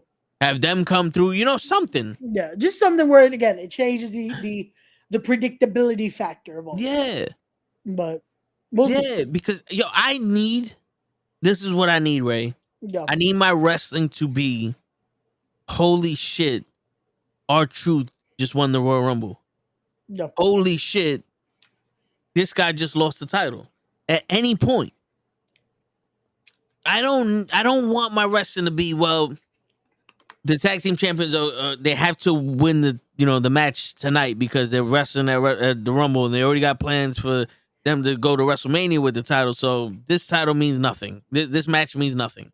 I want it to feel like everything means something. Where there's a possibility that Randy Orton can beat Drew McIntyre at SummerSlam and no one knows why. And it's like, oh shit, he won? Yeah. You know what I'm saying? And that's what I liked about wrestling, because there was a point we're all that kid that did not know what a dirt sheet was. Yeah. There was no internet. There was no spoiler. There wasn't this guy's contract's about to expire or this is about to happen. Yeah. We're just watching and fucking in awe. And that's what a Royal Rumble can do. A Royal Rumble, there is a chance of just fucking enjoying the madness, of getting to see possibly someone you never thought would fucking make an appearance right now. Bro, I remember the 2008 Royal Rumble. Fucking going Madison Square Garden. and just watching and be like, oh, cool, you got this guy, you got Chuck Palumbo and Jamie Noble for some reason, and then fucking Superfly Jimmy Snuka shows up. Yep. And Roddy Piper right behind him. And it's like, is this happening right now? And then the funniest thing, even when you watch it back on fucking Peacock or whatever, and you see the workers in there just like, holy shit, that's Roddy Piper and Jimmy Snuka just going at it.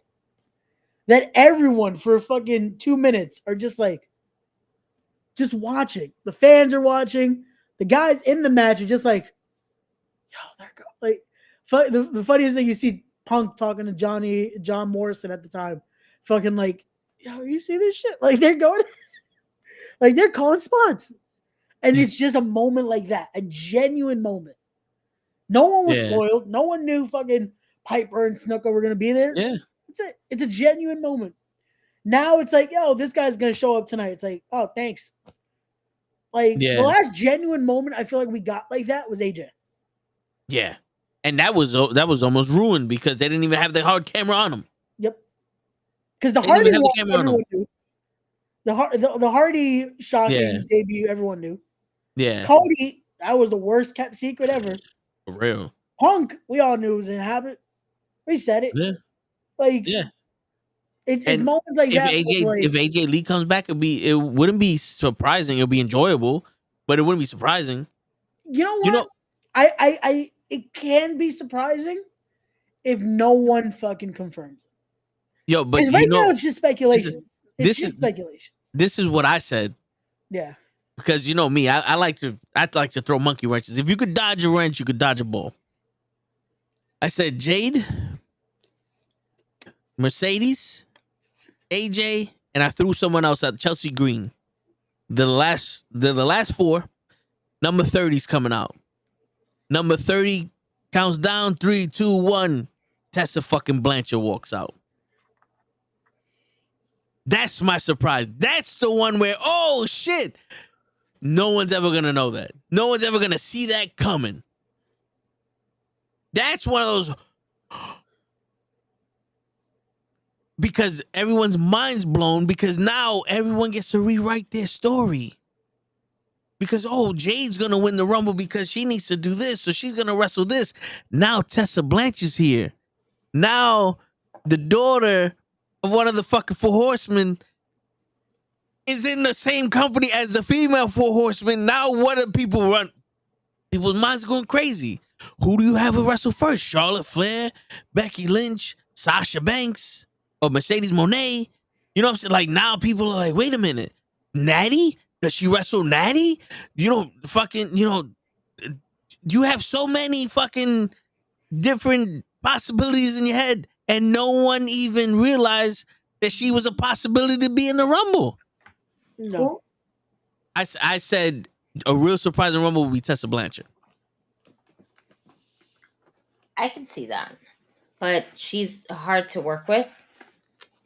And so is CM Punk. I think Who she wants was to work with canceled. somebody who's gonna punch somebody in the face? Oh please! I want to say she was canceled a few years ago. Listen, yeah. All she needs to do, Isn't she still canceled? Go. All she needs to do, go out, get a couple pictures with Gary Coleman, and she'll be all right. What? Shut the fuck up. No, that's not how it works. That's not how She'll it be works. all right. No. She'll be all right. No, she won't. She won't. Where's my fucking blunt? Like, this thing. Hold on. We need to Listen. When it comes to wrestling, you don't know shit. Right? Anyone can be forgiven. Anyone can be forgiven for the sake of ratings and dream matches. How many people said CM Punk's never coming back to the WWE? That's true, but women No, are San Martino, the Ultimate Warrior. There's a lot. Women of are people. different. That's Women true. are different. They are. CM Punk wasn't canceled. I should know why. You want to know why? Because we are unstable fucking creatures. That's why. Tessa Blanchard is a beyond unstable as is and doesn't know how to control her anger, her mouth, or how she handles herself professionally. Hence why no fucking company wants to work with her. And when they do give her a chance, Impact, look what she does with that opportunity when no other fucking company wanted to take her. Not even Triple I wants to take her. And they take almost anybody. Yeah. But Triple H Right? knows how to get shit done. No, but that's the thing. Again, in wrestling, you say never. With certain people, again, as difficult as it can be, you make it work. With her, I feel like, unfortunately, no matter how good of a talent she was, there's certain things you can't just wipe under the rug. Again, with her, I feel like her situation, even the person that it was involved in the scenario, did accept the apology. I feel like they've even worked together after all that. But there are certain things where, to be fair, my idea was for shock and awe. Of course, I'm not cementing Tessa Blanchard there. I just threw her name out. Nah, man, because it's Tessa Blanchard. It had to be. Listen, if it happens, sign the check. I'll take the money. If they're gonna sign the check, they're gonna sign the check to your girl Mercedes Moné, because from the asking price of what we've been seeing online is that she's asking for the same price as what Charlotte Flair is getting paid now. I heard more. I heard she's asking for more than what Charlotte Flair is making now. But not for nothing. They got it. She could be the biggest. And I don't think she's gonna come back. You want to know what's wild? If Sasha Banks, excuse me, if Mercedes decides to make her WWE return at the Rumble, she's coming back as Mercedes. She's not gonna come back as Sasha. Does she come back as Monet? Yeah. Remember, WWE likes to trademark their names. Yeah. Yep, they do. But this is also a different era. We're not underneath Vince McMahon anymore. We're under Triple H, and Triple H knows who's going to make money. And she is making money. Question is that does she want her freedom to be her freedom the way it is? Or rather she go back underneath the WWE umbrella? Well, here's the thing, though. She traveled the world. She did her thing with Japan. There was going to be some with AEW that didn't fall through. I'm pretty sure it was a short-term deal. She probably fucked up her foot and it messed up a lot of things. The best place for her is the WWE. It's kind of like, okay, like the Amish. You have that week where you go uncontrollable. You go fuck whoever you want, go to the club, do whatever. You don't have Shiva or whatever the fuck they do. And then you come back and you do that shit. Like, she went out, traveled the world, found her value, and came back, and now she's ready to do business. She probably learned exactly what it's like, That's the thing. She now came back with leverage. She now came back with, hey, this is what is out there for me. This is now what I want. And now let's discuss. I will say this. With that leverage, though, there still has to be meaning in the middle. And I think for her, that's going to be, you could have this. You could have this. You're Sasha Banks. Or maybe change the name from Sasha Banks to Mercedes Banks. Oh, Sasha Monet. Because Mercedes is her real name, I think they're going to want to switch Monet is her new wrestling name now.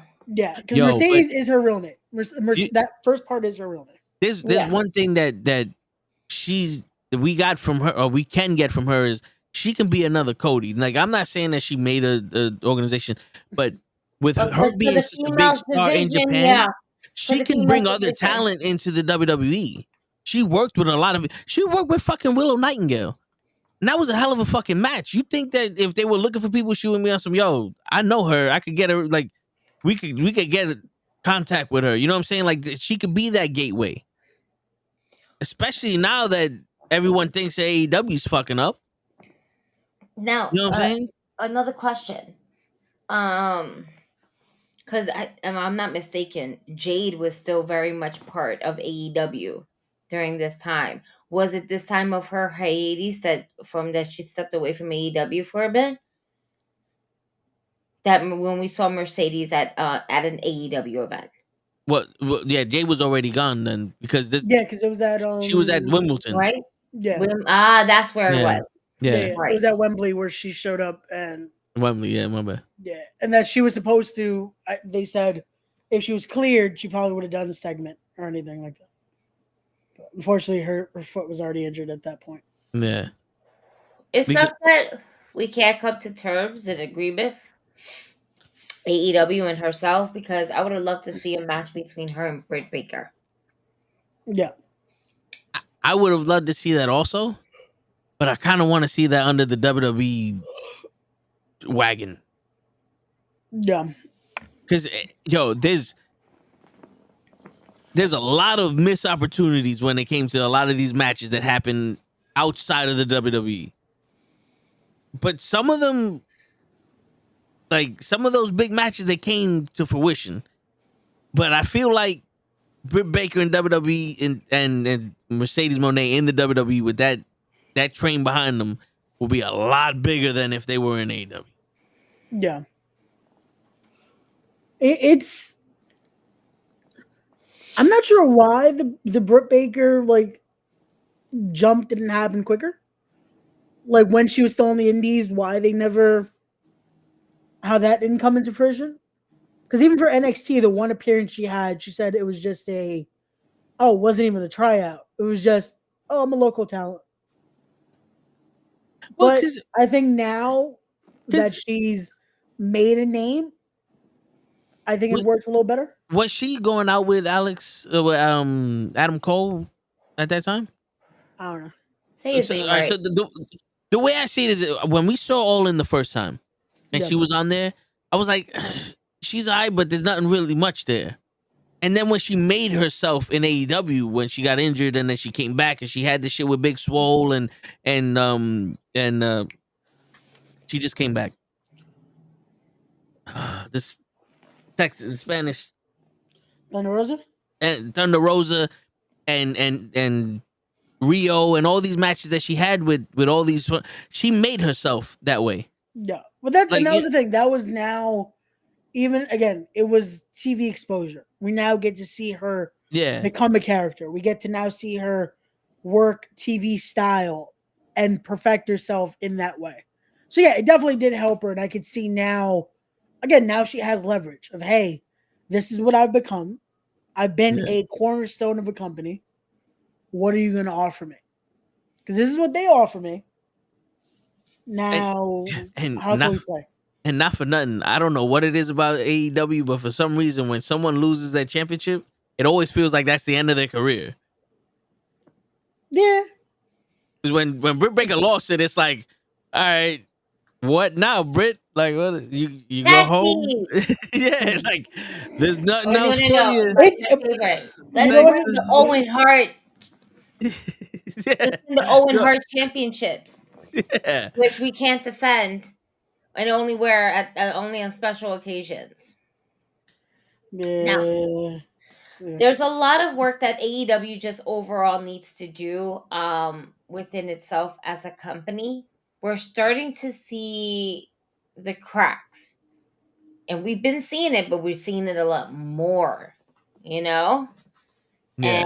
a lot of it has to come from management. Like I was watching a clip from the Jobbeteers podcast, and shout out to them because they're just amazing. Janelle from HR basically said, I cannot respect you, or I can respect a man who doesn't know how to run a company. He's not running a company. Like, if you're fucking getting harassed or assaulted in your face, you as the owner of the company basically needs to say, nah, I'm not dealing with that. You gotta go. You're fired. There doesn't need to be lawyers involved. There doesn't need to be a committee involved. You as the owner of your company need to own the fucking company. And Vince would have fought him. that. And I was like, yes. But let it be Vince McMahon. Let that shit happen to Vince McMahon. Vince McMahon would just look at him and like, oh, you must be out your mind. Security? Yeah. We ain't doing this no more. Good luck to your future endeavors. See, and I saw that clip and I agree to a degree. The problem is this is the wrestling business. But on the Tony Indies, Khan it is could be very soft as well. As it's a business. No, he is. He has little to no backbone. And when he decides to have a backbone, he has to do it during a media scrum. The thing with Tony Khan is because he is a business owner, a sports team owner, and this is his first time now running a wrestling company. I recommend this to anyone that's ever thinking about doing something like this. Run an indie show first. Work around those kind of egos first before deciding, let's now do it on a higher scale.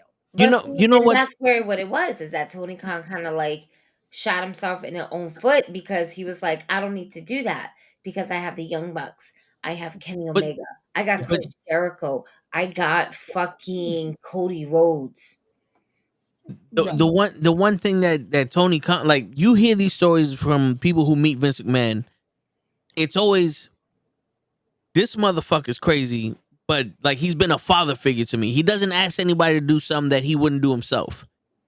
Tony Khan, you don't get that feeling from him.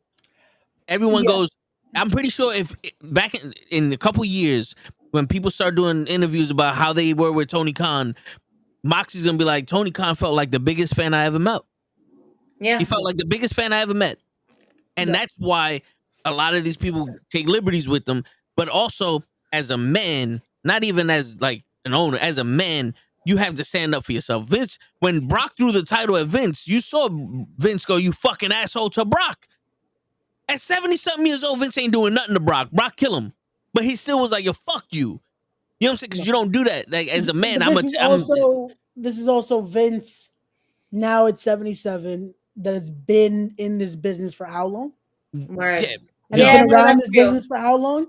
Because this is my thing. And again, I know Jericho's going to be neutral with this because he's been both. But Jericho said this the other day, and it to me, it resonated a bit. We have to give Tony, and again, I'm not trying to give him a break either, but at the same token, I get where Jericho's coming from. Let's look at what Vince was doing when he inherited the WWF. Yep. To now the Vince McMahon that was running the WWE. But let's also look at what Eric Bischoff was doing in WCW when he first got it. Because he ran it to the ground. He ran it to the ground, but ain't nobody fucking disrespected Eric Bischoff. Yeah, but Eric Bischoff wasn't the owner. But he was the guy. No. Eric Bischoff was not the owner. Yeah, we're looking at. I'm not saying he's the owner. No, but remember, Eric Bischoff was a character. Ted Turner. He was the owner. Yeah, but he was the guy that made the decisions, and he did everything under Ted Turner. Yeah, but he knew no matter what, even if they touch him, he's a worker. He's not the owner. With Tony Khan, that respect isn't there. Okay, so owner or not, if you're a leader, you got that respect from your crew. You know what I'm saying? Tony Khan is not a leader. Eric Bischoff was a leader. You think Ted Turner went to the wrestlers in WCW? All right, what we're gonna do tonight is we're gonna have Hogan go over Jeff Jarrett, and this guy's gonna do. Or was it Eric Bischoff running everything? Ted Turner said, "Make me money," and Eric Bischoff said, "I'm gonna try the best way I can." And being that leader and controlling the business there is where you need your balls. And for Tony, that's why I always said the problem with Tony Khan is you can be afraid of these men. Yes, these men are 6'5", 250 pounds. You're a fucking child. But when CM Punk and this motherfucker have a problem, you sit there and go, I don't give a fuck about your problem. How do we make this into money? Because what are people in business, they respect? Money. Anybody put their problem away for money. But this shouldn't be Tony Khan then. With that analogy, again, Ted Turner did that. He wanted to make money, so he sent Eric Bischoff. Tony Khan needed to have that one guy. But that one Tony, guy that is not an active worker. No, but Tony Khan wanted to be this guy. No, but that's what I'm saying. This is Tony, where that's everyone. the problem, though. Tony Khan can't be that guy. Can't be that guy because he's Tony Khan at this point isn't respected. And that's what I'm saying. Because Tony Khan wanted to be everyone's friend. Tony Khan wanted to make this a great environment. For a few years, it was. For a few years, it felt like the alternative. It felt like, oh, this isn't the Vince telling us how to do what we know how to do. The problem is you kind of need that. Well, the thing is this, though. When we were in that first year phase, it kind of felt like Cody and the Young Bucks were running the place. And then Khan took control after that go-go shit, and shit went downhill. Everything turned into WWE Light or WCW Light. And that's what I said from the get-go when we talked about that. It needed to be, though. As much as I don't think anyone's going to agree with me, it needs to be that. Tony Khan at that point decided, you know what? I have to get some reign. The problem with that was he never grabbed it fully. He decided to let me try to make this a business without remembering this is the wrestling business. Because he tried to follow the WWE formula without doing the one thing of I need my delegates. I need someone that is the locker room leader. This is why I said earlier, my man, indie show. My man is selling art with an artist that can make original content, and said, fuck that, I'm just gonna try and visually copy what this guy does. You know what I'm saying? Like, because, as much as the WWE's format works, it works for the WWE. There's no other business that can do the WWE's format as successful as the WWE. AEW's worked as an alternative, and it was sold as an alternative, and everyone loved it as an alternative. What made the Attitude Era great was all those loyal fans that never stopped watching started buzzing about it again. Yeah. And then Tyson came in, and people bring in those eyes. If you would have allowed that authenticness to continue in AEW, where we're not the WWE. This is professional wrestling. Allow that to grow and mature instead of fucking mechanically changing it to that, they would have been a lot bigger right now. Fan base wise, yes. Money, no. There's not a chance that they would have made more money, because you have to. Again, that's why I said no one's going to agree with that, but it needed to follow the WWE format. Because as much as WWE through the years, we can say it sucks. We can say Vince was fucking killing it. It was making money, and it was a profitable TV format. That's what I'm trying to get at. I'm not saying they have to copy the WWE ideas in that. It's only profitable because it's 17 fucking commercials a match.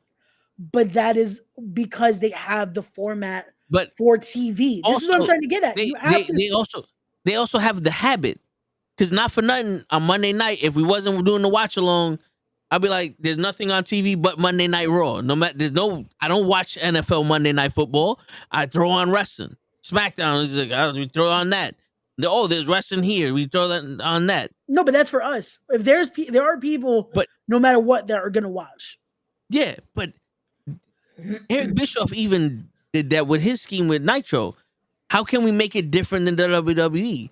The reason why everyone gravitated to AEW in the beginning so fast is because we were tired of the WWE.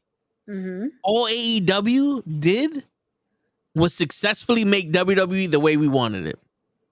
That's all AEW did.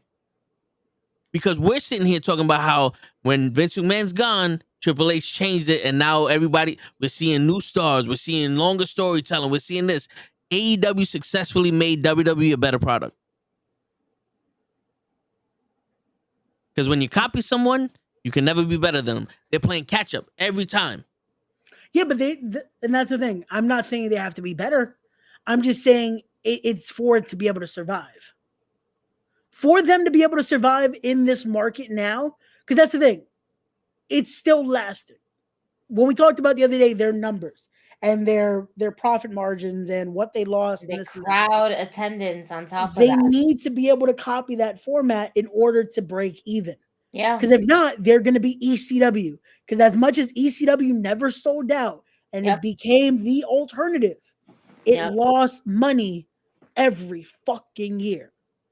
This Well, is the thing. Again, so- wrestling can be an alternative.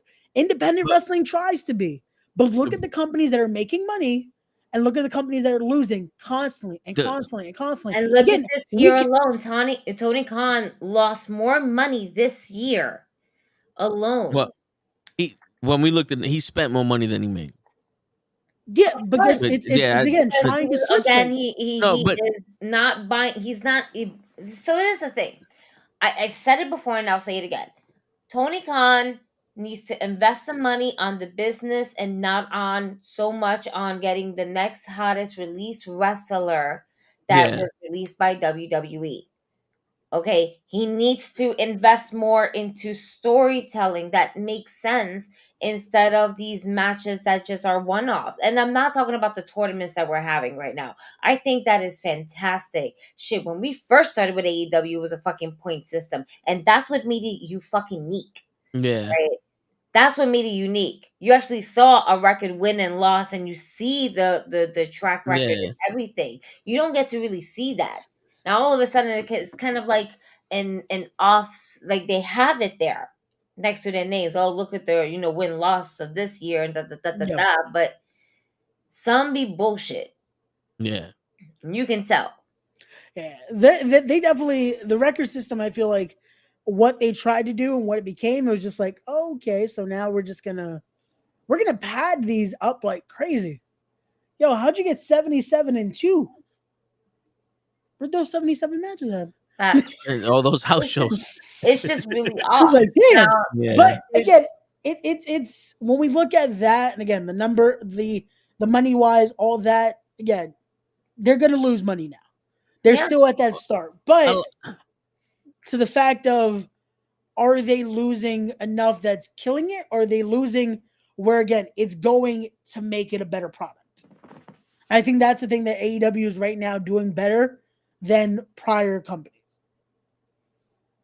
We're That's making been it a there. better product. I agree. Making it a better product. Working enough that that money that they are spending, that's the loss, has been toward that. Toward making more shows, more pay-per-views, and But- all that to make it a better product. So here's the thing. Yeah. Right? We say that now, Mhm. but I'm gonna equate this to I won the lottery. Okay. And I get all this money, and now I have 5 cars, 2 houses, and no money left. It's like, fuck, I got no money. I lost some, like, now I gotta work, and my money's starting to come back. I was like, see, oh yeah, he's saving money up again.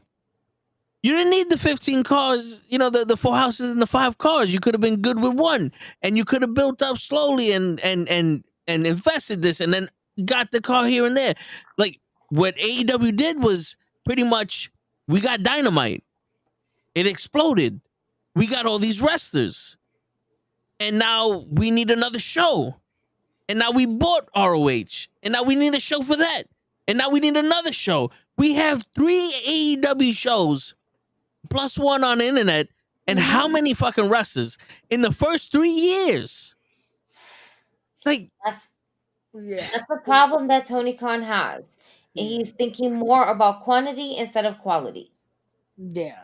And it became that way because they wanted to, oh yeah, let's be the company where It became everyone it comes. became that way when the pandemic hit. yeah. And everybody was Yeah. getting fucking released left and Like, right. you get a contract, and you get a contract, and you get a contract. It's like, this can't work. And this is the thing, because Tony But it- also did that because, fan. let's do the opposite of what Vince does. Vince was firing everyone. Let's hire everyone. He did that as a cheap pop. He did, but Not he only did is that it to cheap make out, us- but it was a good business move because he actually had television time. How do we fill up that television time with, especially during the pandemic, of having some of our favorite wrestlers fucking let go.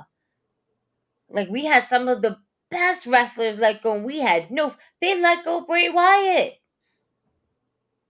Yeah. And that man was a hot what? I'm not saying every acquisition as was a bad. businessman during that time, Tony Khan, I salute him for doing that. However, and I do mean this, however, the continuation of it and the consistency of the continuation, that's where he fucked up. Yeah. He doesn't know that credit limit. He went over that credit limit and now it's costing him.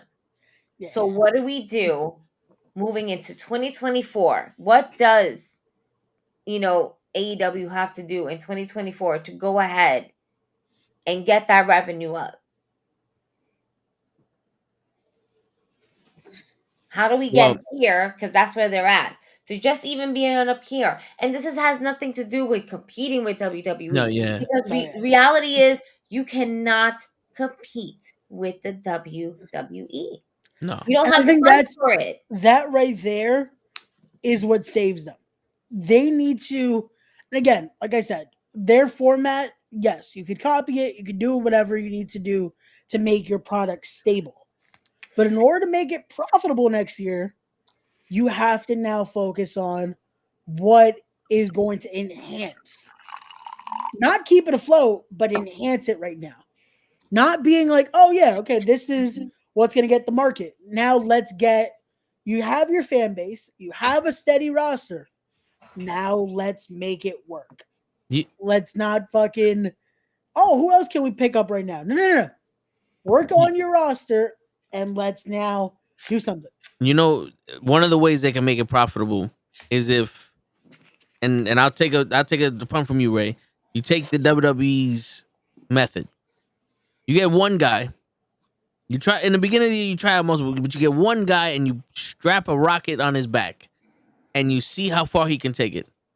The same way they did with Hogan and Cena, but it has like Darby Allin. So much fan base.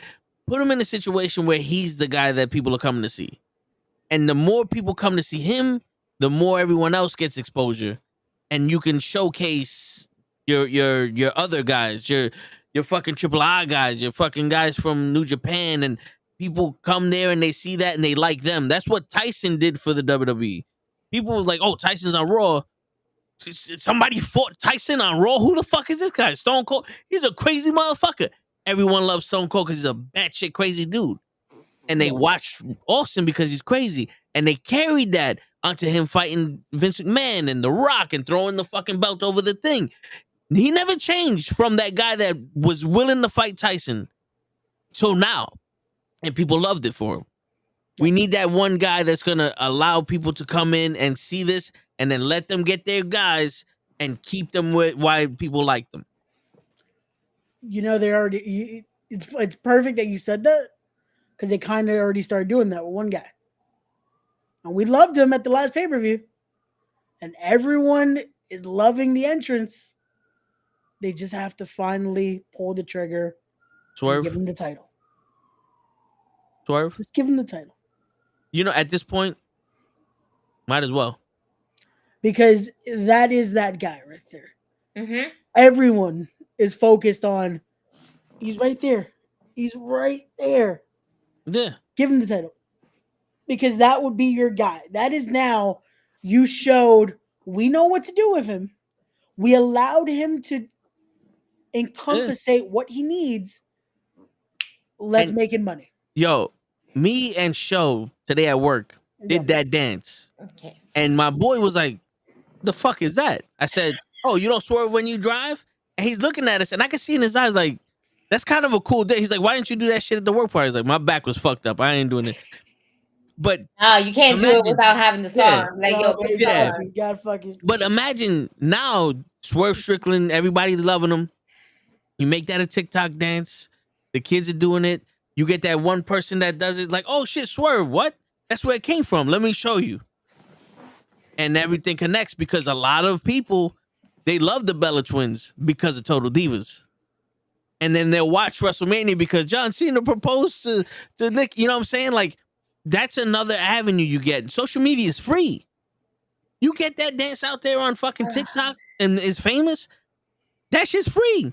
I'm sorry. Side note, I didn't realize that Thanos also went ahead and dispersed that engagement all in one. Yeah, I'll never forget that. Oh man. Yeah, that happened. Article was just Word. Powerhouse That is the was- second that needs it. I concur. I said that to Yeah. him. I feel bad because Powerhouse was the another start and stop scenario. Yeah. That was like, we're gonna give him something, and then we forgot about it. We're gonna put him over here, and then we forgot about it. Wardlow. Now we're Put gonna him do on this. QTV. Wardlow is And like, QT Marshall decides to leave. Now that's something interesting too. QT Marshall left. yeah. Cody's in WWE. This is like, Oh, he's going there. He's definitely going there. you I know, don't see him as a wrestler it's there. an easy shoe in. He's Like, definitely- nah, I'm gonna go over here and I'm gonna show them what I can do. He Yeah. might be a good surprise at the Royal Rumble. I think he's to getting a be there, PC but job. he also could be working backstage as well. Yeah, I see him getting a PC job instantly. Yeah. Like, hey, he does this. We have our own school. Yo, Welcome to the PC. see, Wardlow was that guy that everyone loved. Wardlow is like the fucking Elon Musk rocket.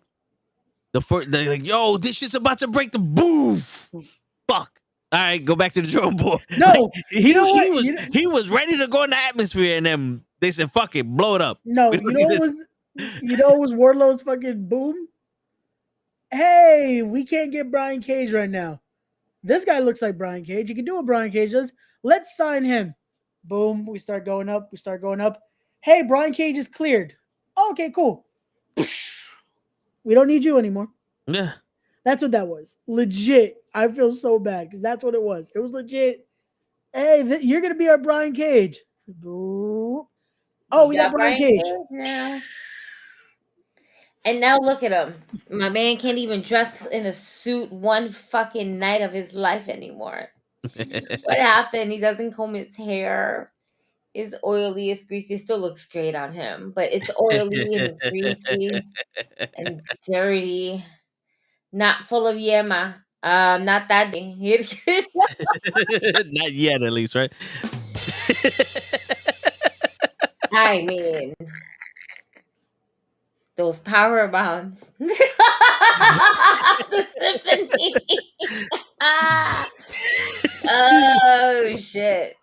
Oh man. I'm a mess. I'm a menace to society. You are welcome. I have been very well behaved with wrestling memes because I'm not just about wrestling memes, but I do think about this shit quite often. Word.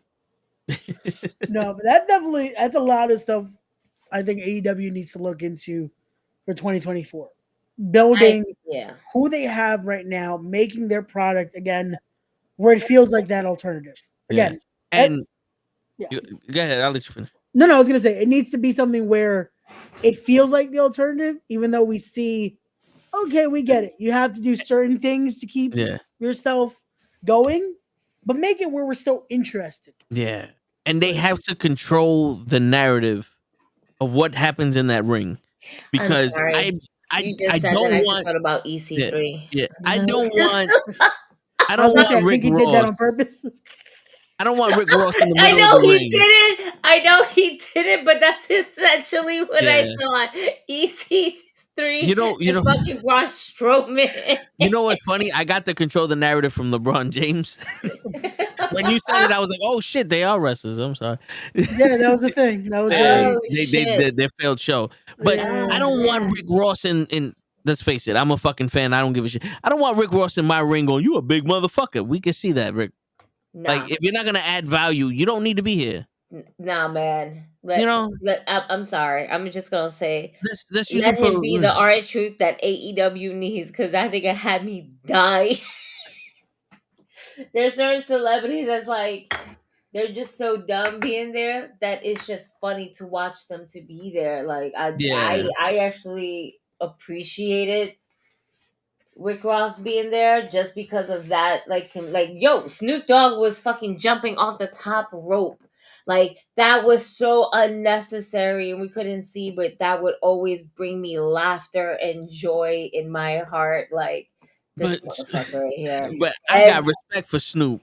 But He and seems it's like a even type the that really reaction. knows what It's wrestling even the is. fucking reaction that you Yeah. get from Keith Lee. Like, yeah, looks at the camera. No, Like, I'm not you're with not this supposed to. nigga.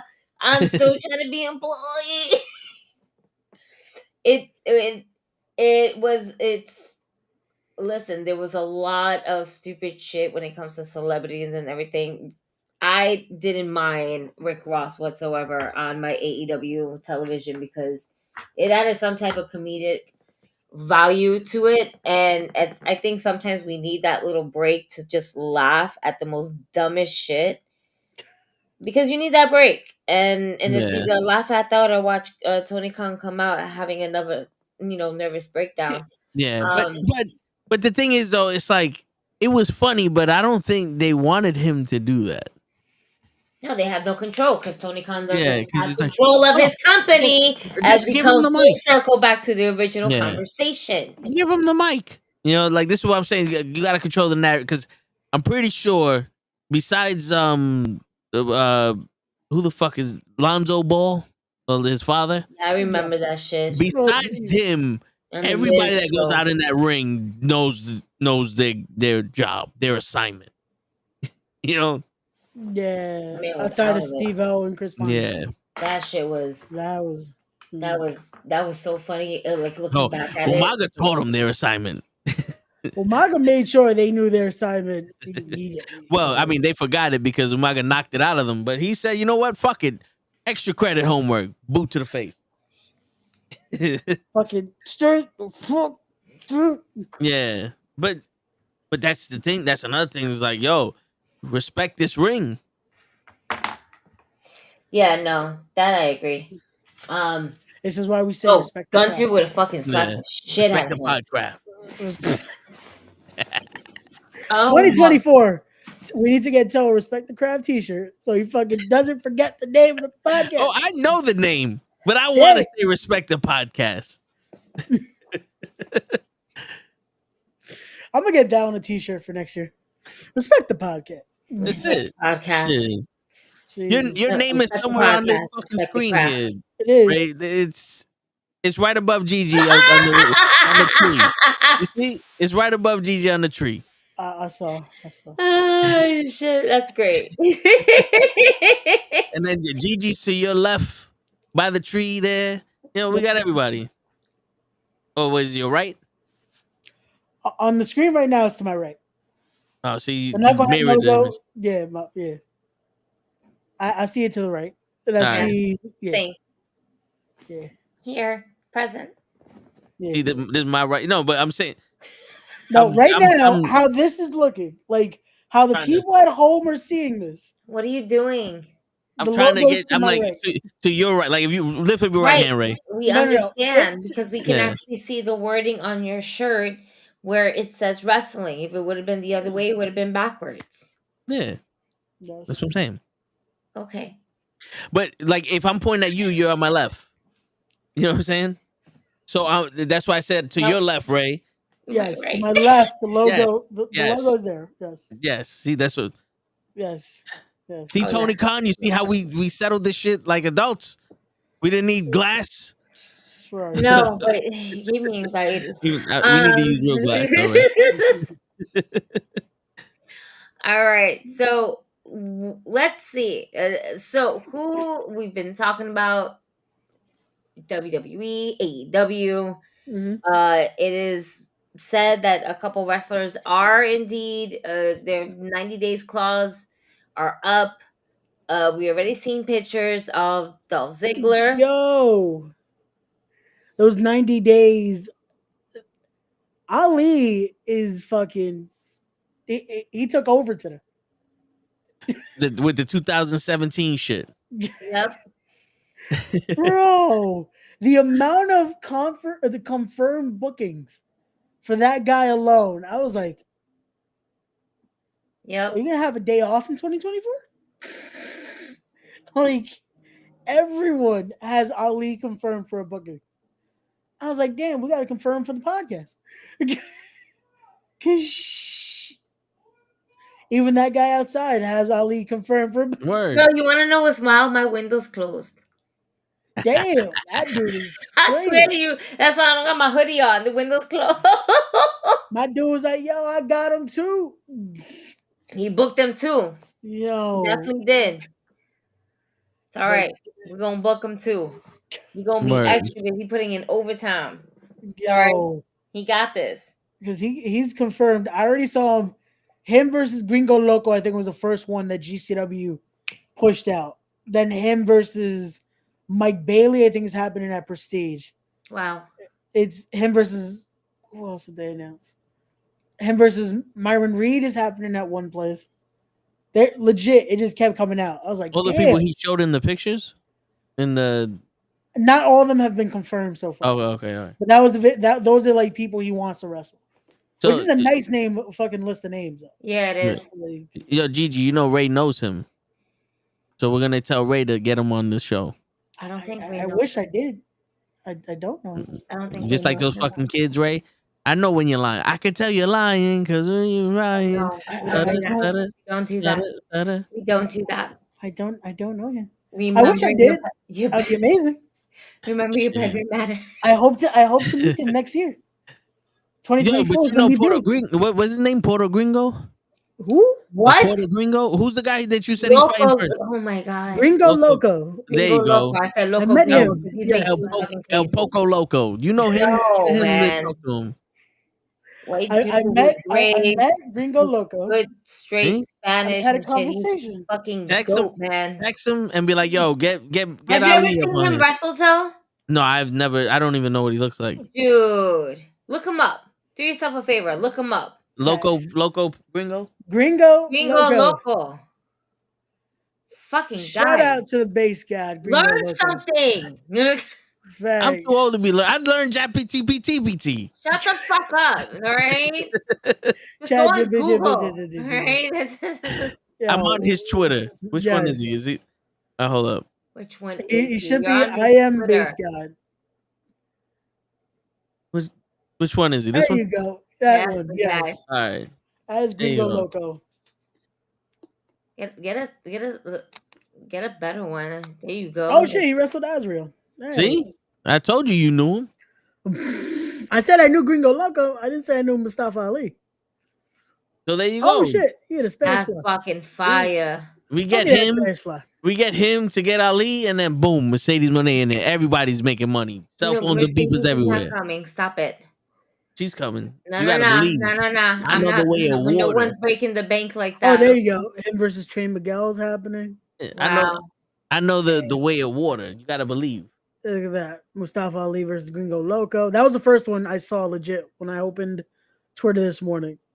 Yo, that See, look, promo. there was goes his big. email right there. Should I email him? Yeah, email him, Toe. Let's get him on the show.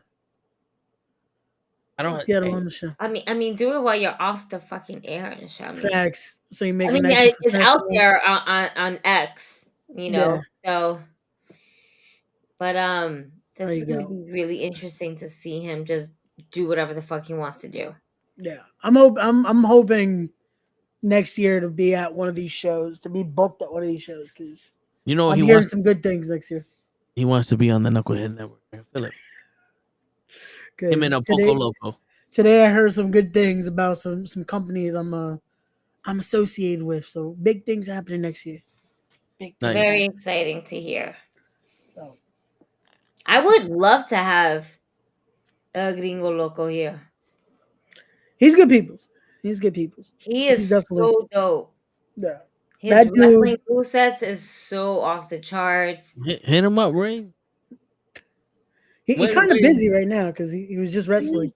Yeah, no. Now no, see the man, clip- Who like- wrestles on a fucking Thursday? When GCW decides to run on a Thursday, you wrestle on a Thursday. Yeah, but when the Knuckleheads come calling, GCW could wait. Nah, because they're cutting him a check. We ain't cutting him a check. Facts. We're not cutting him a check. I'm sorry. But we from the No. Bronx. No. We just, I You don't can know always if you cut know 'em. this, but this is like our holiday episode. You threatening people, bro. I'm advising. I'm advising. I I'm an accessory to this, and I don't want to be. I am so glad Ah! my logo is being covered. Respect the Craft is not a. Oh, nope. Can you also Fuck, say my face is Jesus for still the there. win? His face is still there. Oh, I was gonna say my Respect the Craft is not associated to this. Gigi for the win is her own brand. I am not associated with this. I mean, Thanks. I may be the first, lady of the Knucklehead Network, but I don't condone this. I Thanks. never do. Same. Absolutely not. That's criminal evidence that I honestly do not wish to partake in any of this shit. No. I am in a place that is, disclosed for for reasons. And I or whatever what respect and no, we do Like, not. no, we do not. We No, do not. It's No. in No. the Can banner. you please It's put the back. real disclaimer that says I am sorry for my friends? Take out the S this time. Take out the S. It's There just we you go. today, so you should just edit that out. Boom. Take out that S, and I'm sorry for my friend. Ladies and gentlemen, I am sorry for my friend Toe Tags. He is untrained. He's not house trained at all. He's not outside trained at all. He's not trained, period. I have no control of that. That's all Cap's fault.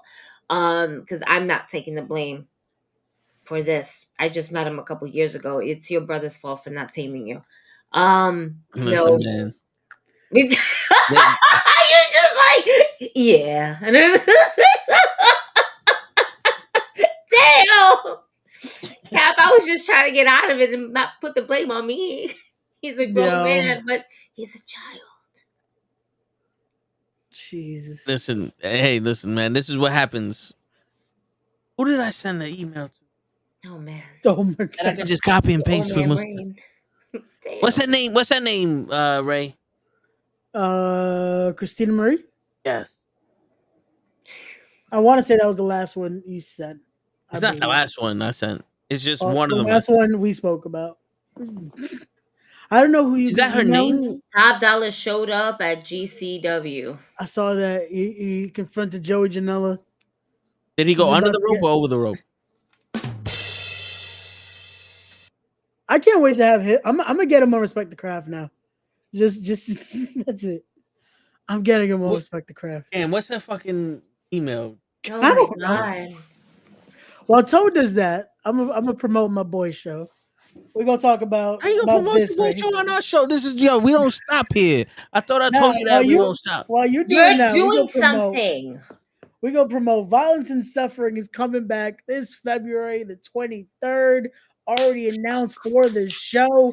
Announced originally, Leo Rush is gonna be in the building. Announced today that Callahan, Duff Machine, Sammy Callahan has been confirmed to compete. More names coming soon. Ooh. I like that.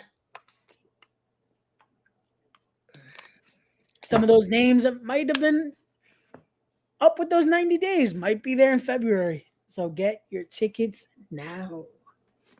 That's okay. And Who's the other one? What's the other one? The Greek god. Oh my god. Papa Don? Papa Doc. No. Papa Don? Isn't he a rapper from Wow. Okay. Bane? So we were talking. Oh, about Megan wrestling. Bain. That one. Megan. Yes, the one that is in Japan, I believe, right now. Yep. Oh, did I not email any of these fucking people? Twitter, I can't message her on Twitter because I'm not verified because I don't pay $7 a month. You get a blue check. Okay. So my question: why are you doing this now? Because I'm gonna forget about it later. Oh, it's okay. You can forget about it later. We're on air.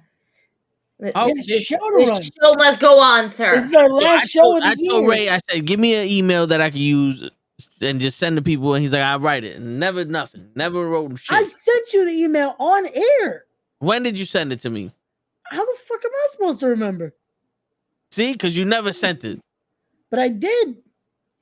Go back to the backlog and you'll see I sent it to you on air. These are all emails that I sent you about the videos and shit. Hey, No, yo. I know I didn't send it to you on email though. I sent Hey, it to you on yo. What Instagram. videos? You sent it to me on Instagram. Oh my. I love how Gigi's just taking this out of context. Word. I mean, was it left on replay or? We had a loop. Oh. Oh, Why? Why? Because it was jingling. And Oh my. Jingle bells.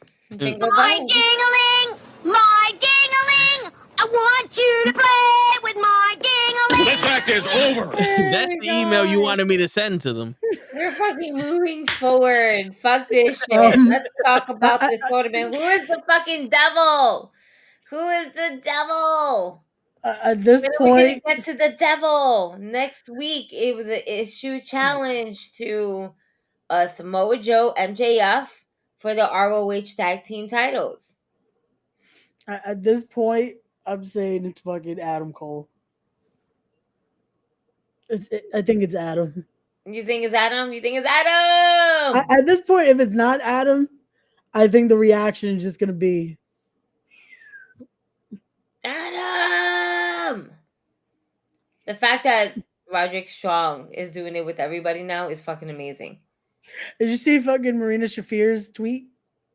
And Yes. he also screams her name, but just Yeah, sweet. that shit was great. That shit was fucking great. Roger Strong is a gem. Yes. Right? I think he needs to be protected at all times. The fact that he keeps just saying that, you know, MJF is the devil always makes me think that he and them boys, oh, not them boys, let me not say it like that. Damn. I just thought about the Briscoe brothers together. I said that and I fucked up. Damn. Yep, damn. I digress. What is it called? The Kingdom? Yeah. Right? So we have the Kingdom and Roderick Strong. All those accusations that MJF is the devil is basically him and those two beating up everybody in the back. With the help of Wardlow. And Wardlow was setting a subliminal message. We're going to do this. I'm like, why are you saying we? Saying we a lot instead of I am coming for you type shit. You're saying we. So that's a dead given right there. My question is, do we get Jack Perry? I feel like it would be appropriate just to do that, just to have fucking, well, he's back. But at the same time, the Wardlow thing could just be something else. Necessarily doesn't have to mean the devil. It could just mean he has some backup. He has a friend. Maybe Wardlow has more people. You never know. For MJF, I mean, I'm sure. At this point, I think this is definitely going to be a multiple scenario here. I'm the devil. Oh no, I'm the devil. Just something to fucking Jack Perry's keep the this devil. going. So you notice every time the devil walks out of a car, there's real glass on it. The conspiracy, they were using real glass in all these segments. That wasn't a sugar glass beer bottle. That's right. That was real. Still real. Who's testing this real glass? Who's testing this real glass? We got glass testers. How do we know this is real glass? Who do you think Okada's going to sign with? I feel like, you know something? That's not a bad idea. What? Okada's the devil. And those people in the Masked Men of the Chaos. I don't think Tony Khan could be that smart to pull something like that off. I would love for Okada to actually go to the E. But like, I think I said this in the chat with Lay once. I feel like they would ruin the presentation of it. Agreed. Just because there's a certain mystique about Okada that even in AEW they don't get it. Like with New Japan, no matter what, how many years we've seen it, how many main events we've seen it, it still feels like something when Okada comes out in New Japan.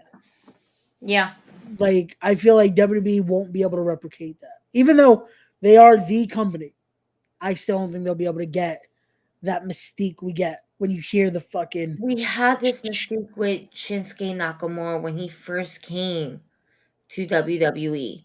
And he held it for quite some time in NXT, but it's always that transition when they go to the main roster. Yeah, and I don't think Okada's going to NXT, though. Same thing with Asuka. Yeah. Only female to have an undefeated streak in NXT, even making a return one match in NXT. You know, for shits and giggles. All right. To lose that same mystique at a poor tap out against Charlotte Flair at WrestleMania. Like, not for nothing. I saw that. I was like, damn, she tapped out way too quick.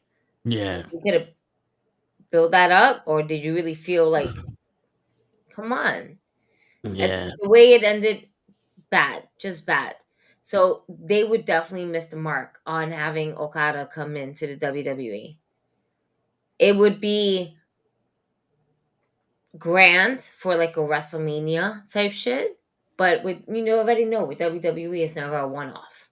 They want it all or nothing. Well, the thing is, his persona now is hard to translate to American style of wrestling. He's the Rainmaker. He's their Undertaker in New Japan. For him to come to America with that same mystique, we don't know him. So he would have to prove himself already again. What Shinsuke and Asuka, what helped them in NXT was the wrestlers respected them and the announce team respected. So they came already on some, everyone's telling you these are some badass motherfuckers. So we was like, all right, this is a badass motherfucker. On the main roster, he comes instantly, someone's gonna joke on him. Like MVP, he was supposed to be the highest paid free agent in wrestling. JBL wouldn't shut the fuck up about him being a loser. Yeah. A lot of people joke on these people. You know what I'm saying? Like, they turned AJ Styles into a little bit of a joke. Like, fucking Shinsuke was a joke for a little while with Booze. They don't respect what happens outside of the industry enough for Okada to come as a veteran. Like, and that's horrible because it's like Okada can't just start at square one. No. Like, you're not sending him to NXT. He has to go straight to the main roster. And it's like, if you're going to do that, again, I don't see him, hey, this is another SmackDown. Tonight we're seeing Okada versus Santos Escobar. Yeah, it was funny. I was going to say the same one. I was trying to think, like, I don't want to diss him either. Yeah. But just like, here's a generic SmackDown match. Yeah. And it's like, that's what I'm trying to get at. That's like, I don't think you could see Okada in a scenario like that. You know how I would have Okada come in and jump Randy Orton, because that's the match to have. Orton versus Okada. Match. I love that fucking match. And I would never have Okada and Orton face to face doing a promo, just because Okada's he doesn't speak English, right? Or he doesn't speak very well English. I don't think he speaks it well, but I think he speaks English. Yeah, so I would keep them away, but have those vignettes. And then have Okada get the one up on him, and then have that match. But that match has to be rock solid. Yep. If that match is not rock solid, if that match makes Show go, this is Okada, it's not gonna work. The problem though with WWE, and this is what we complain about every Monday, you now have a guy that's used to wrestling for like 30, 45 minutes. Now has to wrestle for 10 minutes flat. Yeah. And then a bunch of commercials. So it's like, you're now, again, this is where I say the WWE style, it's not the easiest to adapt to, because now you have to deal with this. We saw that promo with Randy this week. That's just Randy like I low-key wish that WWE can start implementing on seasonal contracts, like Yeah. your seasonal pass. Yeah. You know, their whole idea is to sign somebody for the long run. 2 years minimum, maybe. And then for excessive amount of years, like Charlotte Flair right now. But I digress. A seasonal contract could be up to 3 months. A few appearances here and there on Raw and SmackDown. And being that there's always a premium live event every month with WWE, we're doing this, say, 3.5 weeks, not really 4 months. Because there's a lot of story that can go down within 3 months. Because then after a while, it just feels like a fucking Spanish novela. We're telling the same story from 10 years ago. Yeah. Right. It's the R. Kelly trapped in the closet shit all over again. Facts. So have a seasonal contract where you can have him come over for big events, your Royal Rumble, your WrestleManias, your SummerSlams, your Money in the Bank. Imagine if Okada were to be in a Money in the Bank match, win the Money in the Bank contract, and then take it to Japan with him.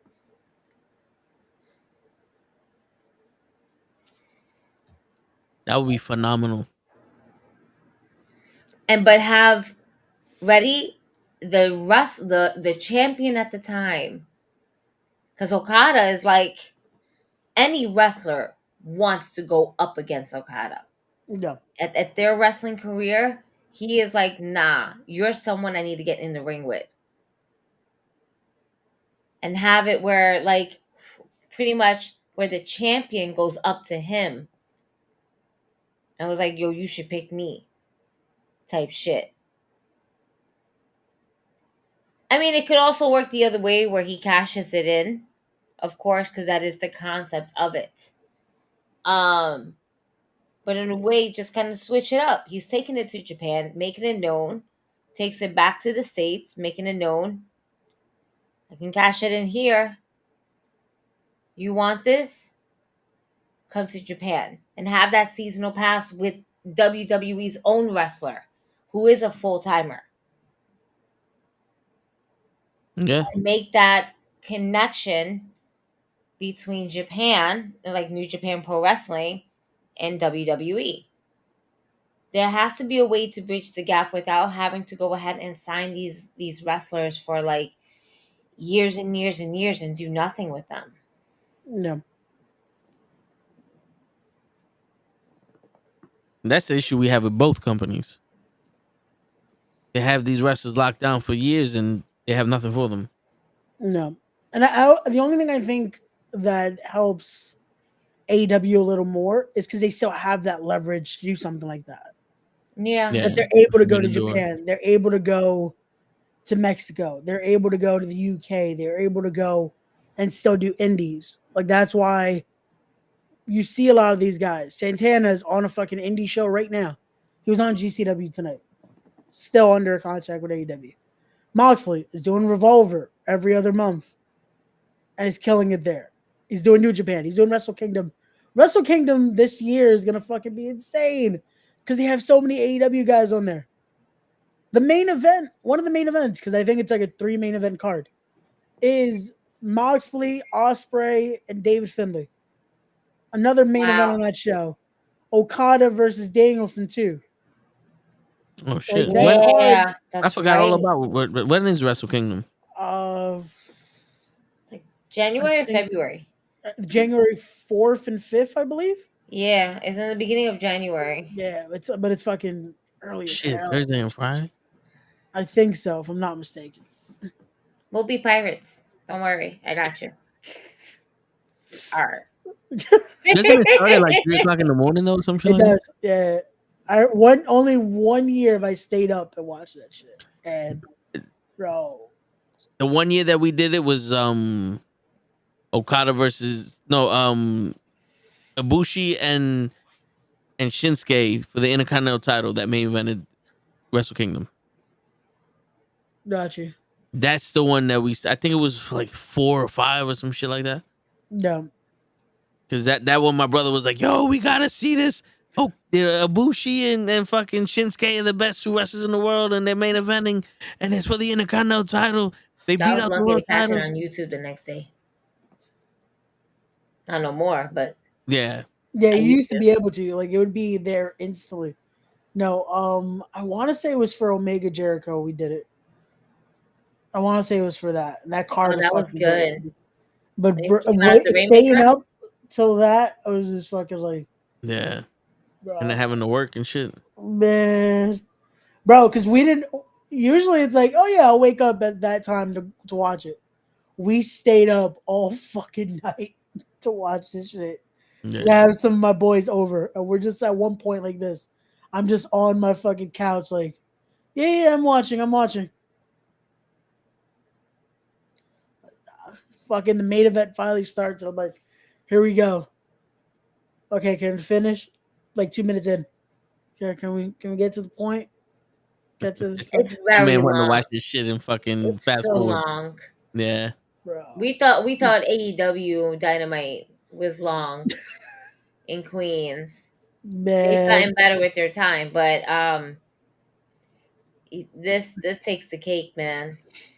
the crazy thing is, I don't even think it's that long. It's just because it starts so early. Because I remember at that point they were still doing the pre-show Rumble. The Rumble would start at like 2 a.m. So you would have to wake up, watch the Rumble.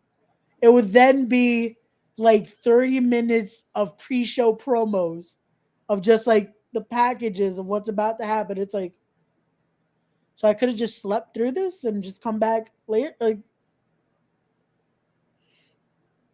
man, that is one thing I would love. That's still a goal, is to make it to Wrestle Kingdom in person. I would There's love only to go one to night? Wrestle Kingdom. I think now it finally is. For the first like 2 years of COVID, it was 2 nights. Shit, it's Well, January they had 4th to do it because of on that. Thursday. Oh, so it's a Thursday this year? Yeah. Also, it starts on Comic-Con. Got it. Starts on a Comic-Con day, ends on Comic-Con night. It's a Thursday to Sunday event. The way this is going, you know. Yeah. It's just- Yo, we I'm all on the here. website. This is the bell. Is 16:30. That's the time that it starts. Fuck outta Jesus, here. 16:30. So fuck, Sheesh. 4:30 in the morning. 4:30. Yeah. Jesus. No, it's 4:30 in the afternoon. But that's Tokyo time. Oh yeah. Oh, yeah. So So now, 14 is PM.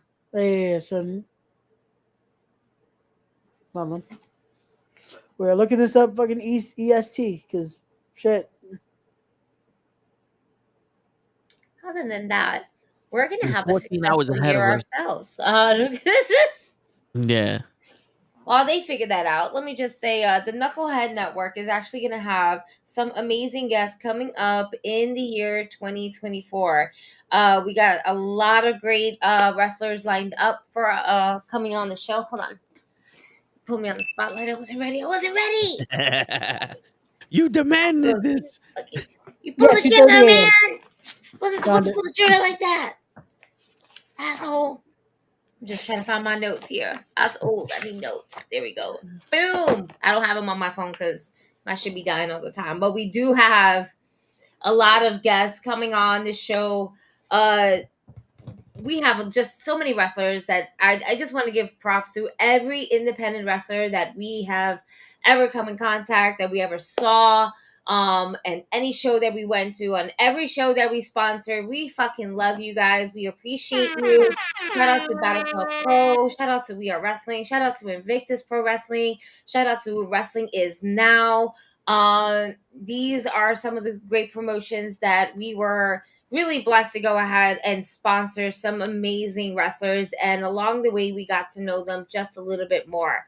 And to always hear the feedback that you guys as independent pro wrestlers that you guys are, that y'all love to come on this show and that you love the energy and that you're here for this. We fucking appreciate it. And we're just here to give you guys your stage, your time, your light, because how else are people going to know who you are without being on the Knucklehead Network and talking with a whole bunch of fucking knuckleheads and having the time of your life and feeling like you're here with just family.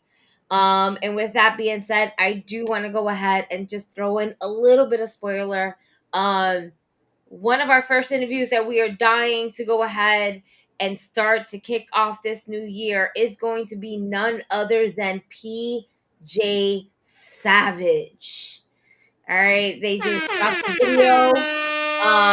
We're gonna set this up. He has a lot of things to say, and he has a lot of amazing opponents that he is going to go up against coming in 2024, especially between January and February. So really excited to go ahead and talk to him about that, bring him back on the show, start the year off right. And there's a couple other wrestlers that I have here on the list. I hear you guys. I'm here. We're going to set this up. We're going to make magic happen. And we're just going to talk a lot about wrestling. And we're here for it. There we go. Knucklehead Network 2024. It's going to be lit. Sit. Facts. Get your shit together, motherfuckers. We out here. We live. Yeah. Fuck that. Oh, and I do want to give a shout out to Purple's Best Wishes. My boy Ronnie Bosch. He's doing his Bosch World end of the year awards. And he had me being as one of the presenters. So I'm very excited for you guys to go ahead and watch that. Once the link drops, I will share it on my stories and on my IG page and TikTok and all social media that I have. And also High Side of the Rope. Shout out to Nick. Shout out to Santos. You guys are awesome. I also did a presentation for two of their categories, so you'll definitely hear my voice on their podcast coming very soon. It's just been a really dope year for us, you guys. Yeah, we actually met Ray this year. Ray Word. is the intern of the 2023. Yeah. Started mad problems. What? He started mad problems for us. What? No, he ain't got problems for me. I'm Gucci. 2024. You started your own fucking problems, my friend. Put right through a table. 2024. Mark my words. Absolutely not. We're putting right through a table, and we're gonna fucking crash a Usher concert and start fucking stripping on stage. What? Why Usher? That's right, baby. What? Why Usher? Because me and Ray look like Usher. What? No. Where? Yeah. In the movie theater, we look like the people that go, you sit over here, you sit over there. Oh. So not let it burn? No. We'll let it burn. Well, Gigi's going to let it burn. I'm just going to walk away. While it burns. So I'm going up to every girl and be like, you remind me of a girl that I once knew. No. Jesus. So while we're giving thanks, I do thank you guys for letting me join the network. This has been a fun year. It started off as me just being annoying in the comments, and now I'm here. Word. And I want to thank everybody that tried to battle me on the Hogan versus Cena. You all lost. Every single one of you lost. I'm like the Stephen A. Smith of wrestling here. I got the facts and the unlitigated gall. So you're welcome for me teaching you about Hogan. I want to thank Toe for giving us the power to be able to do this. Yep. Thank you. It's all me. I thank all of you guys, the fans. We love you. We also going to tell you to go fuck yourself, but we're here for y'all. Because, big hearts, Word. That's part of my day. Go fuck yourself. I love how me and Toe can now see each other in the waiting room. So it's just like, yo. That's hilarious. I love it. Oh, man. Oh, my God. But, before we end the night, happy birthday, Krills. Yes. Knucklehead Network fam. The photographer for the network. No facts. Yo, The Krills, man, the myth, the legend. we appreciate you, man. Hell Talk about yeah. appreciation and love. That's it. We're closing out of 2023. It's the last episode of Wrestling with Knuckleheads. We covered a little bit of WWE, AEW, New Japan. Some people here, some people there. You know, it's what we do. Oh, this Hey. hey, look at him. Look at him. Oh, shit. My son looking suave Mi for the birthday. suavecito over here. Look at that Oh, shit. We make got going. me Yo. close Oh, when the shit. door. Oh, shit, with the bow tie. Yes. Throw the panties at him, ladies. No, don't do it. It might fuck you up. Nah. Don't walk away from me. Oh, man. I have nothing, nothing, That's right. nothing if I don't have you. It's Whitney. So now we gotta make that a clip, throw that up there tomorrow without him even knowing that. That's it. That's it. Let's just throw it up there and tag him. We'll be here. That's it. We're here supporting the cause. Oh, this There you I knew this go. motherfucker was watching. I knew There this you motherfucker was watching. Oh, shit. I'm bleeding. He The pops up. perfect timing. Yo, happy birthday, Chris. Happy birthday, Chris. Happy birthday. Hey. You Been say his name serenaded 3 for your times, birthday. pops up. That's it. Oh man. Surprise, surprise. Yo, you tuned in at the perfect time too. Thanks, bro. That's how you know we're Shit. connected. He was like, let me check in on this motherfucker because he about to do something stupid and he boom, walk right into the stupid. Well, he tried to see if Show was gonna show up at the last minute, but he was like, nah. Damn. Word. Yo, will he show up for the final Tone the Show show of 2024? 2023, sorry. Word. Oh man. Great. And on We that note, appreciate you, baby. Happy for real. birthday. Yes. Us old men now, we get lit by just watching a good TV show for our birthdays. And get some ice cream, warming it up in the microwave. Don't Some forget butter. the brownie. And the brownie. Yes, we need a brownie. Damn, brownies. Let me check. Yo, we still Yeah, man. we about to sign us off though. Word. Love you too, brother. Oh, we love you, bro. Yeah. Happy birthday. Word. And Word. 2023, folks. Thank Yep. you guys for tuning in. Word. And remember, go fuck yourself. That's it. And on that note, ladies and gentlemen, it's your friendly neighborhood knucklehead signing